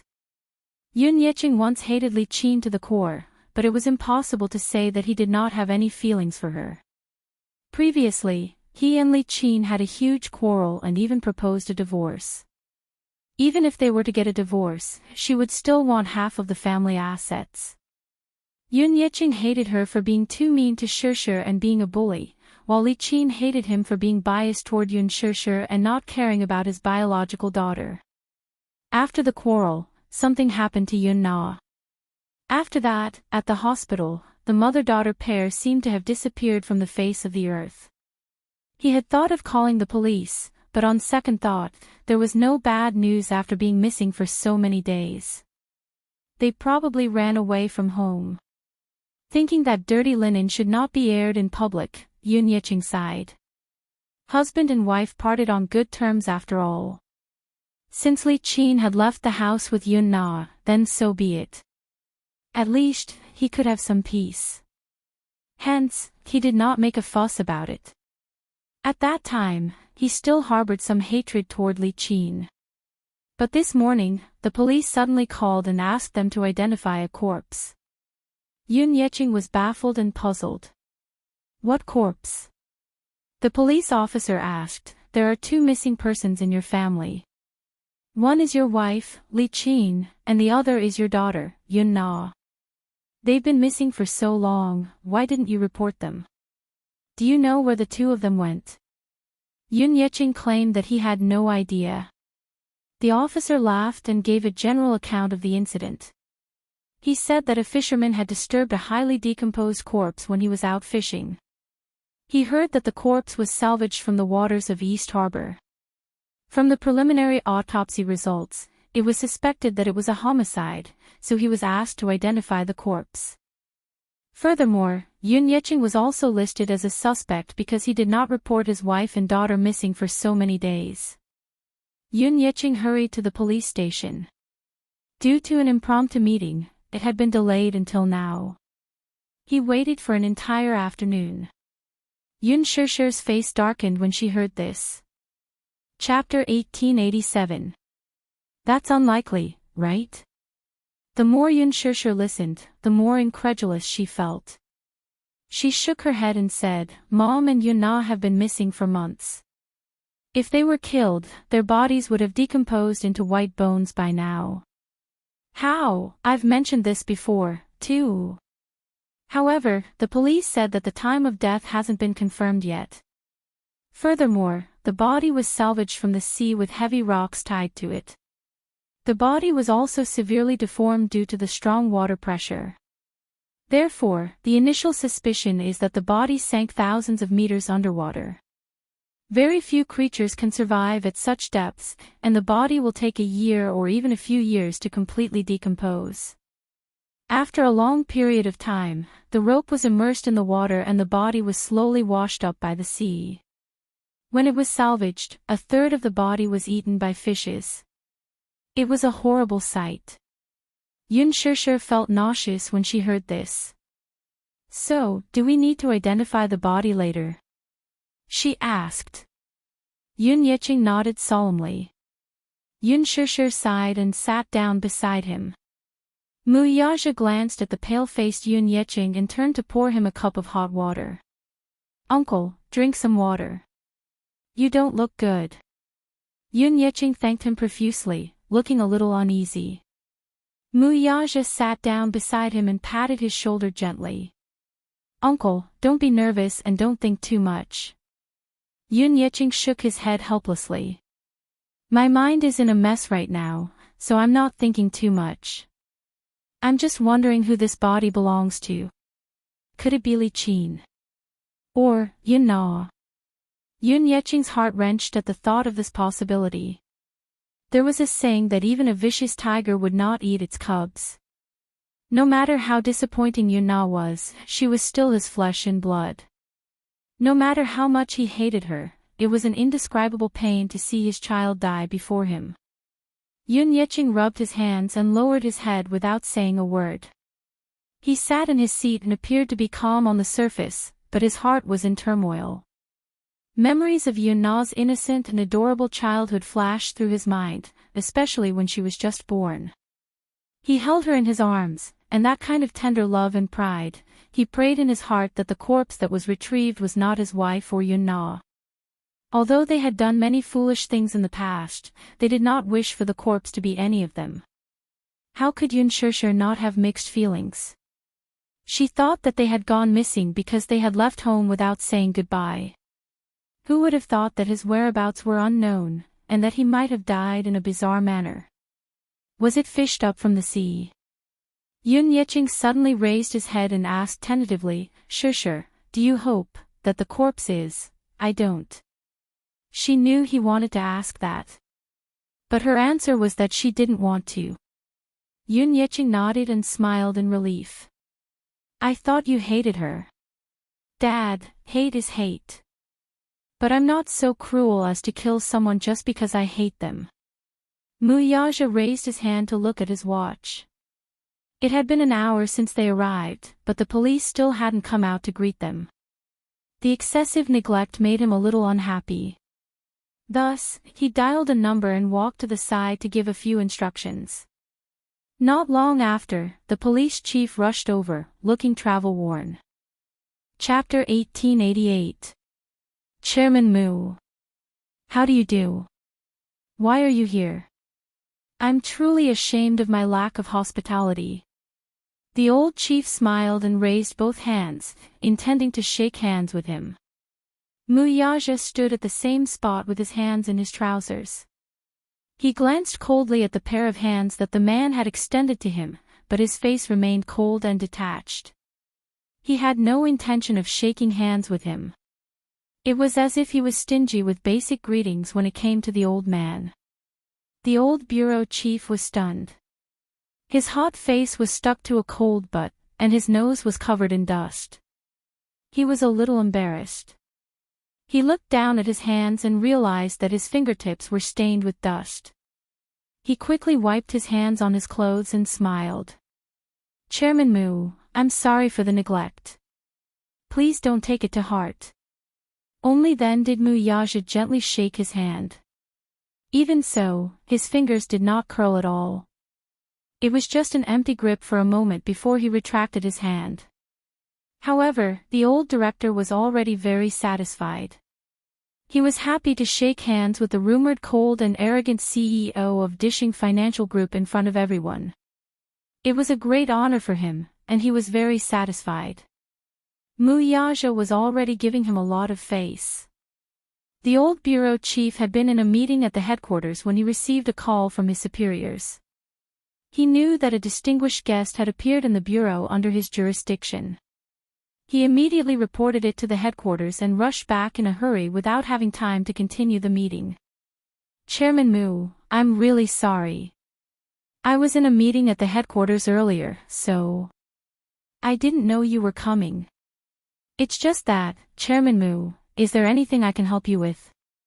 The old chief asked cheerfully. Yun Yeching, who was standing at the side, was frightened and surprised at the same time. More than that, he felt that the old chief was too snobbish. He stood at the side and asked a few questions, but the old chief ignored them all. Instead, he asked about Mu Yaja's well-being. It was obvious that he did not care about him at all. Mu Yaja interrupted the old chief's greetings. My father-in-law received a summons from the police station to come and identify the body. He has been waiting here for an entire afternoon, but no one has come to give him an explanation. Whether it's identifying the corpse or cooperating with the investigation, you haven't even gone through the normal procedures. How busy is your bureau? His words were calm and indifferent, but they were filled with judgment. Breaking out in a cold sweat, he stiffly turned around to look at Yun Yecheng, who was standing at the side. This ordinary-looking middle-aged man was actually the father-in-law of the Mu Group's chief executive. He suddenly felt as if an iron weight had fallen from the sky, causing him to feel dizzy and disoriented. Thus, the old chief immediately went up to Yun Yecheng. His face bloomed like a flower as he asked politely, "My apologies. I'm sorry. Sorry to keep you waiting. I didn't expect him to be Chairman Mu's father-in-law." Ha! May I know your surname? My surname is Yun. How do you do, Chief? Yun Yecheng suppressed his displeasure and greeted the man politely. Excuse me, your bureau summoned me here. It said that a corpse was salvaged from the sea, and they need me to identify it. The old chief became serious at once when he said that. A corpse? Has it been filed? I just received a call from your bureau, so I rushed over immediately. I don't know anything about the progress of the case, so I'm very anxious. Chapter 1889. With that, the old police chief led him and Yun Shishir to the office. Mu Yaja followed behind. It was only when they entered the office that they realized that the police officers, whom Yun Yecheng had imagined to be busy, were sitting in the office, drinking tea and joking leisurely. When they saw the old police chief enter, they immediately stood up straight and regained their serious expressions. Hello, Chief. Mu Yaja glanced at the noisy office and frowned. It seems that your bureau is very busy. Busy drinking tea and chatting. The old police chief's face was full of embarrassment. He coughed, patted the table, and said sternly, "Is this your work attitude when I'm not in the bureau? Are all of you very free?" Everyone was shocked and lowered their heads guiltily. They were so scared that they did not even dare to breathe loudly. In front of Mu Yaja, the old police chief pretended to reprimand this bunch of people. As for these people, which one of them did not know how to read people's expressions? From the old police chief's expression, they roughly knew that it was either a superior who had come to investigate or a distinguished guest. They were very cooperative in putting on a show. This old gentleman received a summons from the bureau to come over to identify the body. Who's in charge of this case? Step forward. A young police officer stepped forward. Excuse me, are you Mr. Yun? Yun Yecheng glanced at him and felt angry. He had been sitting on a bench outside the door for a long time, yet the person in charge of the case was laughing and joking inside. How could he not be angry? Yes. Oh. I'm sorry. I was busy just now and only had time to take a sip of tea. How about this? Come with me. I'll bring you to identify the victim's clothes and belongings. With that, Yun Yecheng and Yun Shishir followed him into the morgue. Mu Yaja also wanted to follow. The old police chief immediately stopped him. Chairman Mu, please sit here for a while. I'll report to you if there's anything. Yun Shishir also said, wait for me here. Okay. I'll wait for you. Mu Yaja nodded. If you're hungry, you can go and have dinner first. Remember to call the two little guys and tell them that I may not have time to have dinner with them. Okay, don't worry. Yun Shishir nodded and followed him. The body was in the autopsy room. Because it was involved in a murder case, the body could not be brought back for burial. After entering the autopsy room and putting on masks and sterile gloves, the police officer led them to the display room. Opening the box, one of the bags was filled with personal belongings collected from the scene where the body was found, and the other bag was filled with the victim's clothes. Even though the clothes had been corroded by the seawater for a long time, causing them to fade and become tattered due to the impact of the current and the fishes, Yun Yecheng could still recognize them at a glance. They were the clothes he had bought for Li Qin on her birthday at the mall. She was still wearing it that day at the hospital. Then, the mother and daughter disappeared without a trace. As soon as he saw that piece of clothing, there was a boom in his head. It's her. Yun Yecheng was dumbfounded. His face was ashen as if it had been painted white. Chapter 1890. Yun Shishir was stunned for a moment. She barely recognized the clothes. They were the clothes that Li Qin had worn before. She wore a red jacket and was dressed in high-end fashion. Li Qin loved to dress up, so even though they were tight on money, she was always willing to splurge on her clothes. These were the clothes she wore in the summer. Judging from this, if this body really belonged to Li Qin, then she had already been killed in the summer. Could it be a coincidence? Yun Shishir was still in disbelief as she raised a guess. There are some personal belongings of the deceased here. Please come and identify them. The police officer placed the bag of belongings on the table and pointed. A watch, a black wallet, an earring, a gold ring, and a jade bracelet. Yun Shishir and Yun Yecheng walked over. Yun Yecheng stretched out his trembling hand and sorted out the items. He immediately took a deep breath of cold air, his eyes filled with heartache. It's her. It's my wife, Yun Yecheng kept mumbling. He nodded and shook his head. Li Qin's sudden death made him feel a little lost and sad. How could such a good person be gone just like that? He really could not figure this out. The police officer shook his head and said, the autopsy report is not out yet, so we can't come to a conclusion, but one thing is for sure, she was murdered. Murdered? Yun Yecheng turned pale with fright, somewhat in disbelief. She didn't have any feuds with anyone. Even if she did, it would be a conflict between neighbors. How could she be murdered? Her body was even dumped in the sea. I really can't figure it out.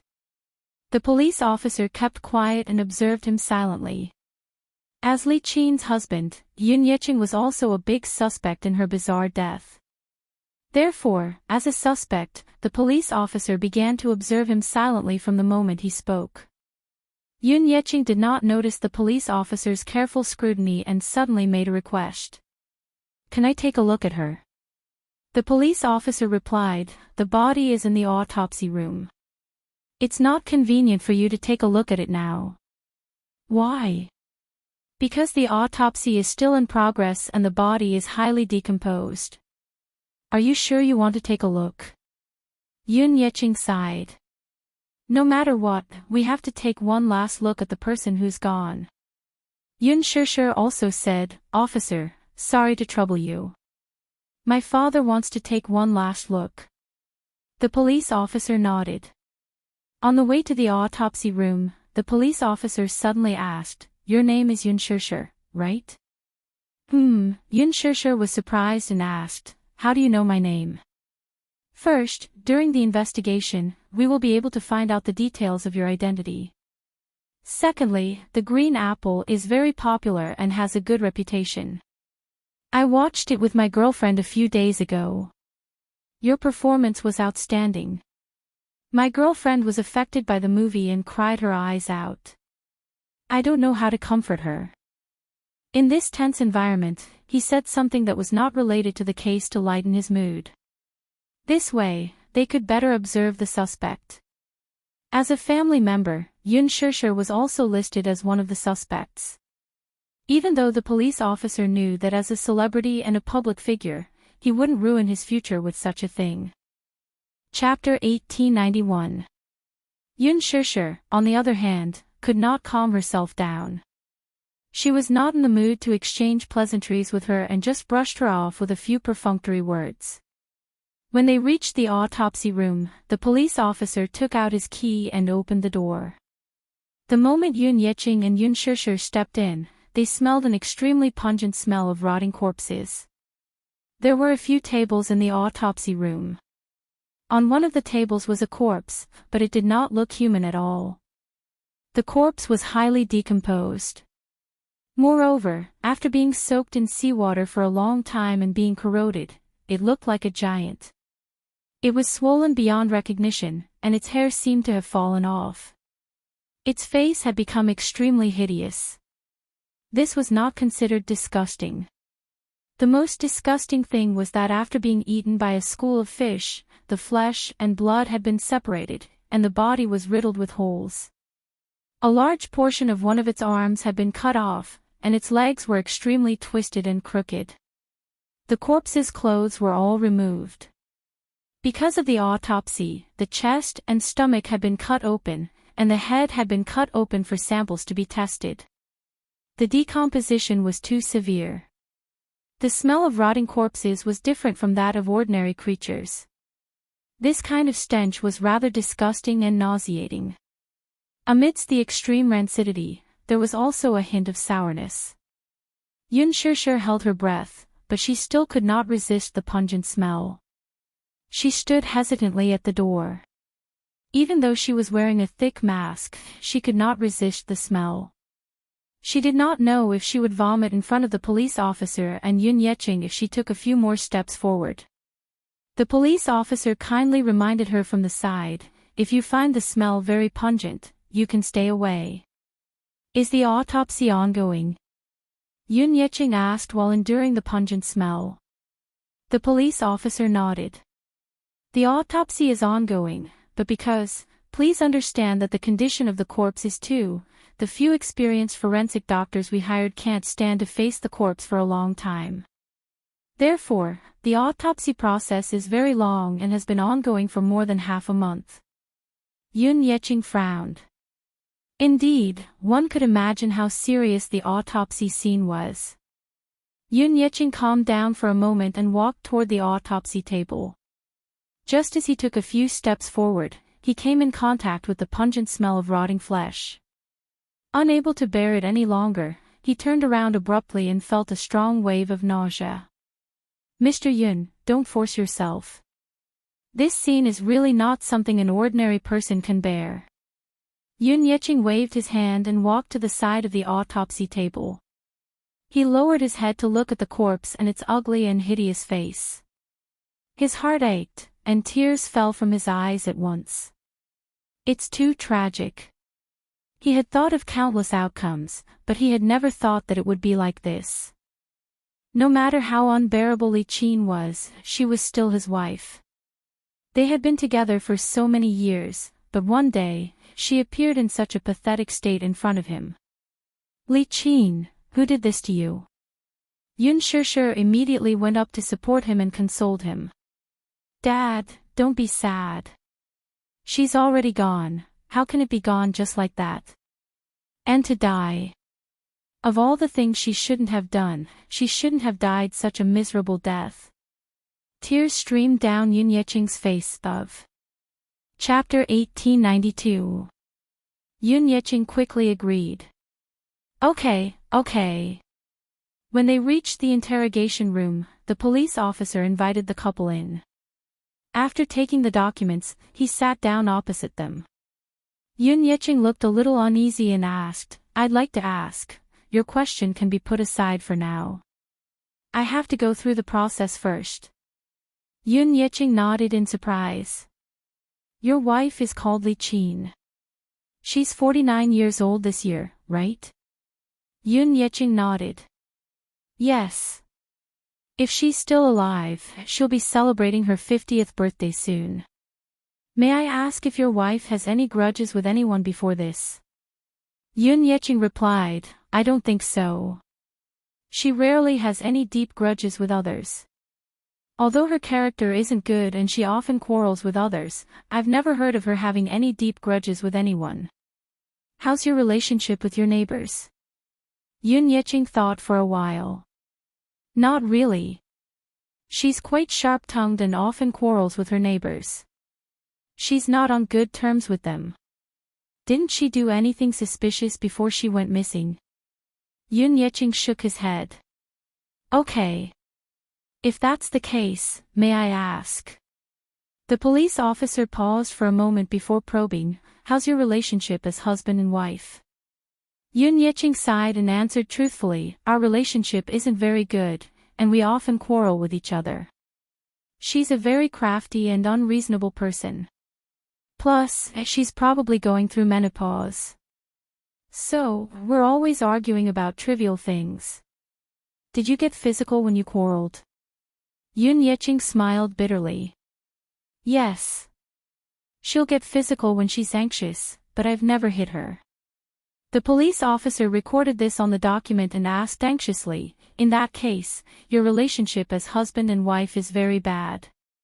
"You can say that." The police officer asked again, "Where was the last time you saw her? And when?"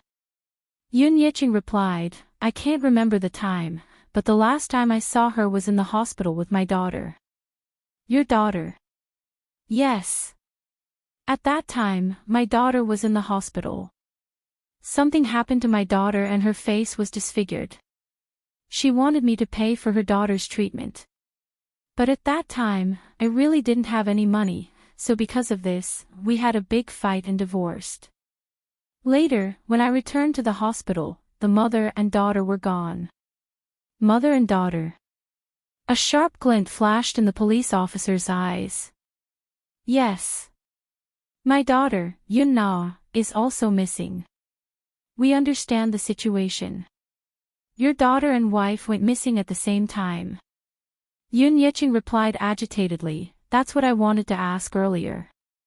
My daughter is missing, too. But now, I don't even know where my daughter is, nor do I know what's going on." He was afraid that Yun Na had also met with misfortune.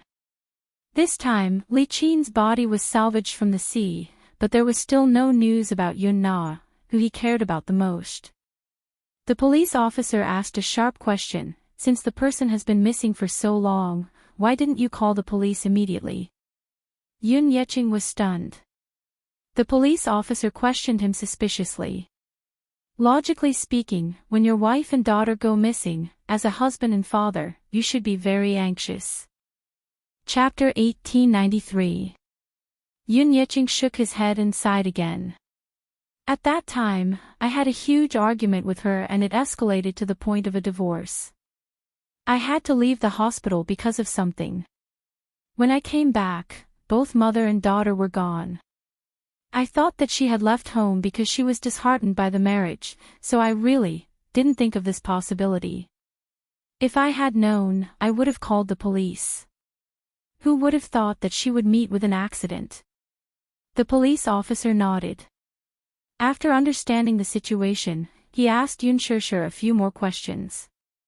After taking the statement and taking their fingerprints, Yun Shishir and Yun Yecheng left the interrogation room. Mu Yaja was outside the door, talking to Yu Yu on the phone. Just as Yun Shishir walked out, Mu Yaja ended the call. "How's the identification of the body?" he asked. Yun Shishir shook her head with a grave expression. "It's her." She was already very indifferent to Li Qin. To put it bluntly, she really did not feel much when she saw Li Qin's body, but she was still a little dazed. The impact of seeing a person who was originally alive appear in such a hideous state in front of her was indescribable. Hence, this was the only thing she felt. However, Yun Yecheng was different. After all, they had been husband and wife for decades. Being separated by life and death was still an indescribable pain. Yun Yecheng was in a daze from the blow. His mind was still a little muddled as Yun Shishir helped him to the bench. The old chief walked out and reported to Mu Yaja. Then, he asked them to go home first, saying that he would inform them once there was any progress in the case. Yun Yecheng asked, "Can we take the body back? She's already gone and we want a proper burial." The old chief shook his head and said, "I'm afraid not. Because it's involved in a murder case, I'm afraid we can't bury her before the autopsy report is done.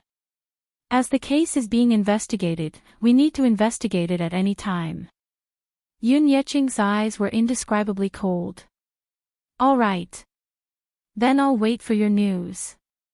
When Yu Yu received a call from Mu Yaja, he found out that a body suspected to be Li Qin's. He frowned and hung up the phone. He sat on the sofa, unable to calm down. "He's dead. How did he die?" Little Munchkin had completely forgotten that he had something to do with Li Qin's death. However, he had forgotten that Li Qin's death was his doing. It was only natural that he did not remember. Because at that time, when he gave that order, his entire mental state appeared to be sick, almost as if he had gone mad. His purest personality had long disappeared, leaving only coldness. Yu Yu himself did not know that his personality was very divided. In front of Yun Shishir, she was pure, kind, gentle, and beautiful. But when she turned around, she was cold and cruel. This was not because she was good at acting. Instead, it was a kind of personality distortion, dual personality. This was inseparable from his complicated childhood. He had been living in a dark world since he was a child. In addition, he was unwell and his family environment was terrible. On one side, he had Yun Shishir's meticulous care. She was gentle and meticulous.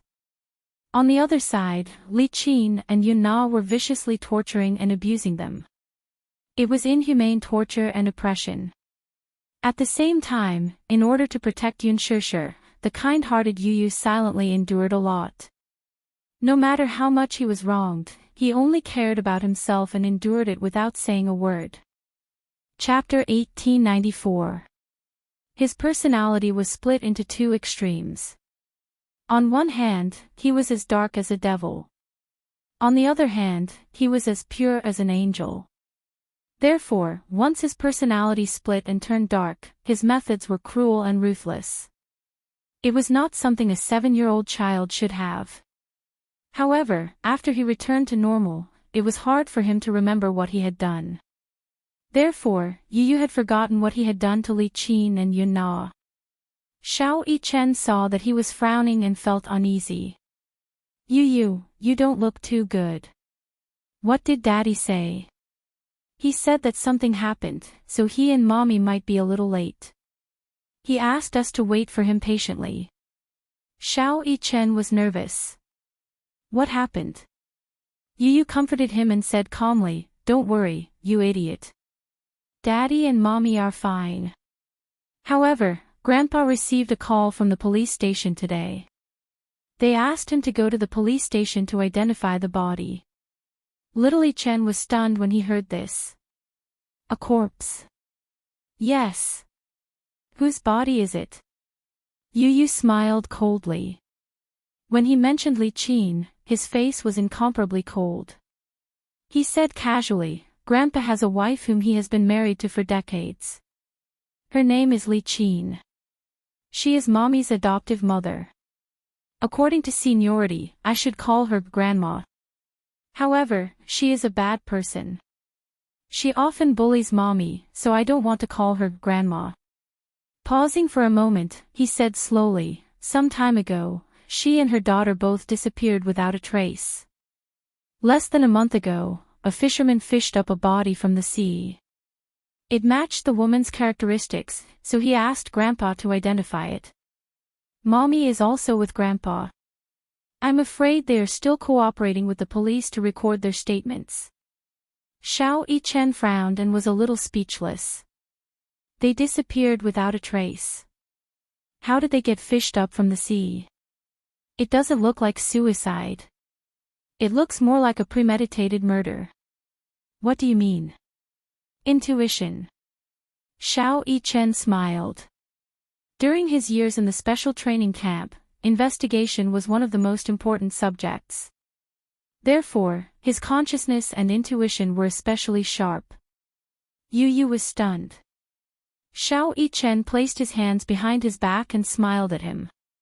Then, he slowly said, apart from my intuition, if I were to calm down and analyze the situation, I wouldn't have gone through so much trouble to jump into the sea. Think about it, the capital's coastal theme is the estuary where the Longping River flows into the East China Sea.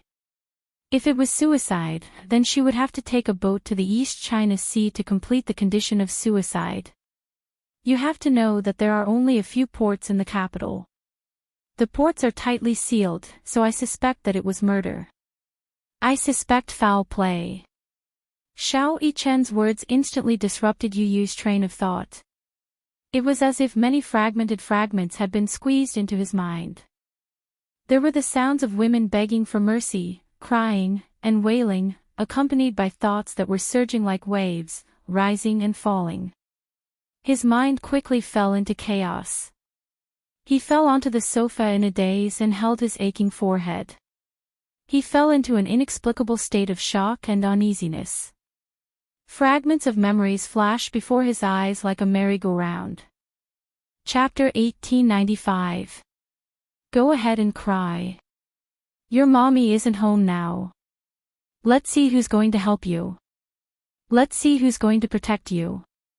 Isn't it too easy to just throw her into the pond? Chop them up and feed them to the sharks. Their deaths aren't worth pitying. I'll give you the money. You deal with the people. Do you understand? Agently, give him the money. You, don't be blinded by hatred. It was as if a fountain had instantly gushed out from the depths of his memories. It was the scene of Yuna crying as she knelt before him and ceaselessly begged for mercy. You, it's Auntie's fault. It's Auntie's fault. Auntie was blind in the past. It's Auntie's fault. Auntie swears that I won't bully you anymore. And I won't bully your mommy anymore. Do you really want to kill us? I know that you're just scaring us. We were wrong. At the very least, for the sake of your grandfather, please let us live. Do you know? You're hiring someone to kill us. It's illegal. It's intolerable. Boo-hoo, you. I don't want to die. I beg you, spare me. Her sharp and piercing cries kept ringing in his ears, pounding on his eardrums. Yu clenched his fists tightly and sat on the sofa. His entire body was unbelievably stiff. Xiao Yichen saw that he was in a terrible state and couldn't help but touch his hand. When his fingertips touched it, he suddenly realized that he was covered in cold sweat. Yu. Xiao Yichen called his name, but the little guy didn't react immediately. Yu, what's wrong? Yu suddenly came back to his senses. His eyes widened as he looked at Xiao Yichen's face in shock. What's wrong? Why do you look so pale? When Yu Yu came to her senses, she realized that her limbs were cold and her breathing was rapid. Her back, in particular, was drenched in cold sweat. I think I killed someone. He suddenly gripped his arm tightly, his brows furrowed. The memories of breaking through the seal of dust repeatedly stimulated him, reminding him that he had once given a very cruel order. Did you know? You're hiring a hitman. It was against the law. This was intolerable. Yu Yu stood up abruptly from the sofa. The sudden movement startled little Li Chen, who was a little restless, and he quickly got up from the sofa as well. What did you just say? Xiao Yi Chen was a little confused. You said, you killed someone. I need to go out for something. As she spoke, Yu Yu took out her phone and dialed Li Hanlon's number. Agent Li, come and pick me up. Yes, President Yun. Yu Yu walked to the entryway, took a jacket, put it on, and was about to leave. Mu Yi Chen hurriedly chased after her. Yu Yu, where are you going? Yu Yu turned around and reminded her, be good and stay at home. If Daddy and Mommy ask about me when they come back, cover for me. After she finished speaking, she slammed the door shut, leaving Xiao Yi Chen standing there in a daze. Xiao Yi Chen was dumbfounded. Then, she hugged her arms angrily and said angrily, what the hell? You left me alone at home and went out to fool around by yourself for no reason at all. I hate you the most. Chapter 1896. However, out of consideration for Yun Shusher's feelings, he did not reveal too much of his heartache. In the past, when the Yun family was still considered to be prosperous and respectable, the couple was very loving and respectful to each other. Perhaps because they did not have to worry about food and clothing, Li Qin was very obedient to Yun Yeqing. Therefore, even when Yun Yeqing wanted to adopt Yun Shusher, Li Qin did not stubbornly object. After a few arguments, she agreed to it. However, she was not her biological child, after all. Moreover, her original intention was to adopt a boy. Hence, her attitude toward Yun Shusher was very bad.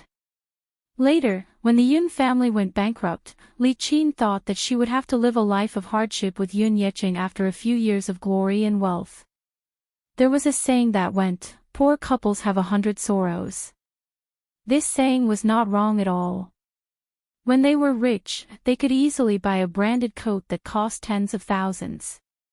When they were poor, daily necessities like rice, oil, salt, soy sauce, vinegar, and tea became luxuries. After the bankruptcy, the family was at their wits' end. Li Qin was used to living a life of luxury.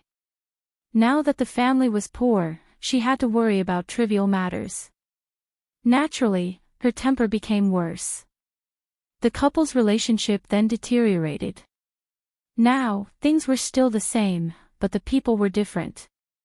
Yun Yeqing kept his head down and did not say a word, but how could Yun Shusher not know what he was worried about? Dad, don't think too much.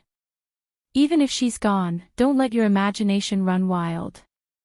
Sigh, I'm just worried. I know you're worried about Yun Na's whereabouts. Yun Shusher frowned and covered the back of his hand. Don't worry, I'll definitely find Yun Na.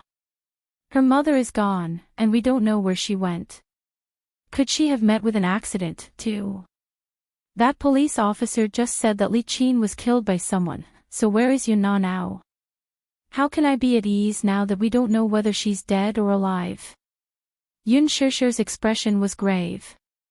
She was actually thinking that since Li Qin's body had been found, it was really hard to say whether Yun Na was dead or alive. She had a feeling that Yun Na had also met with an accident. Hence, she did not know how to comfort him when he let his imagination run wild. She could only tell him not to think too much. When they reached home, Yun Shusher realized that little Munchkin was gone. Xiao Yi Chen was sitting alone in the living room, watching television with his head propped up. Seeing that they had finally returned, she ran over and called out sweetly, Daddy, Mommy, Grandpa. Yes. Where is Yu Yu? Yun Shishir looked around but did not see Yu Yu.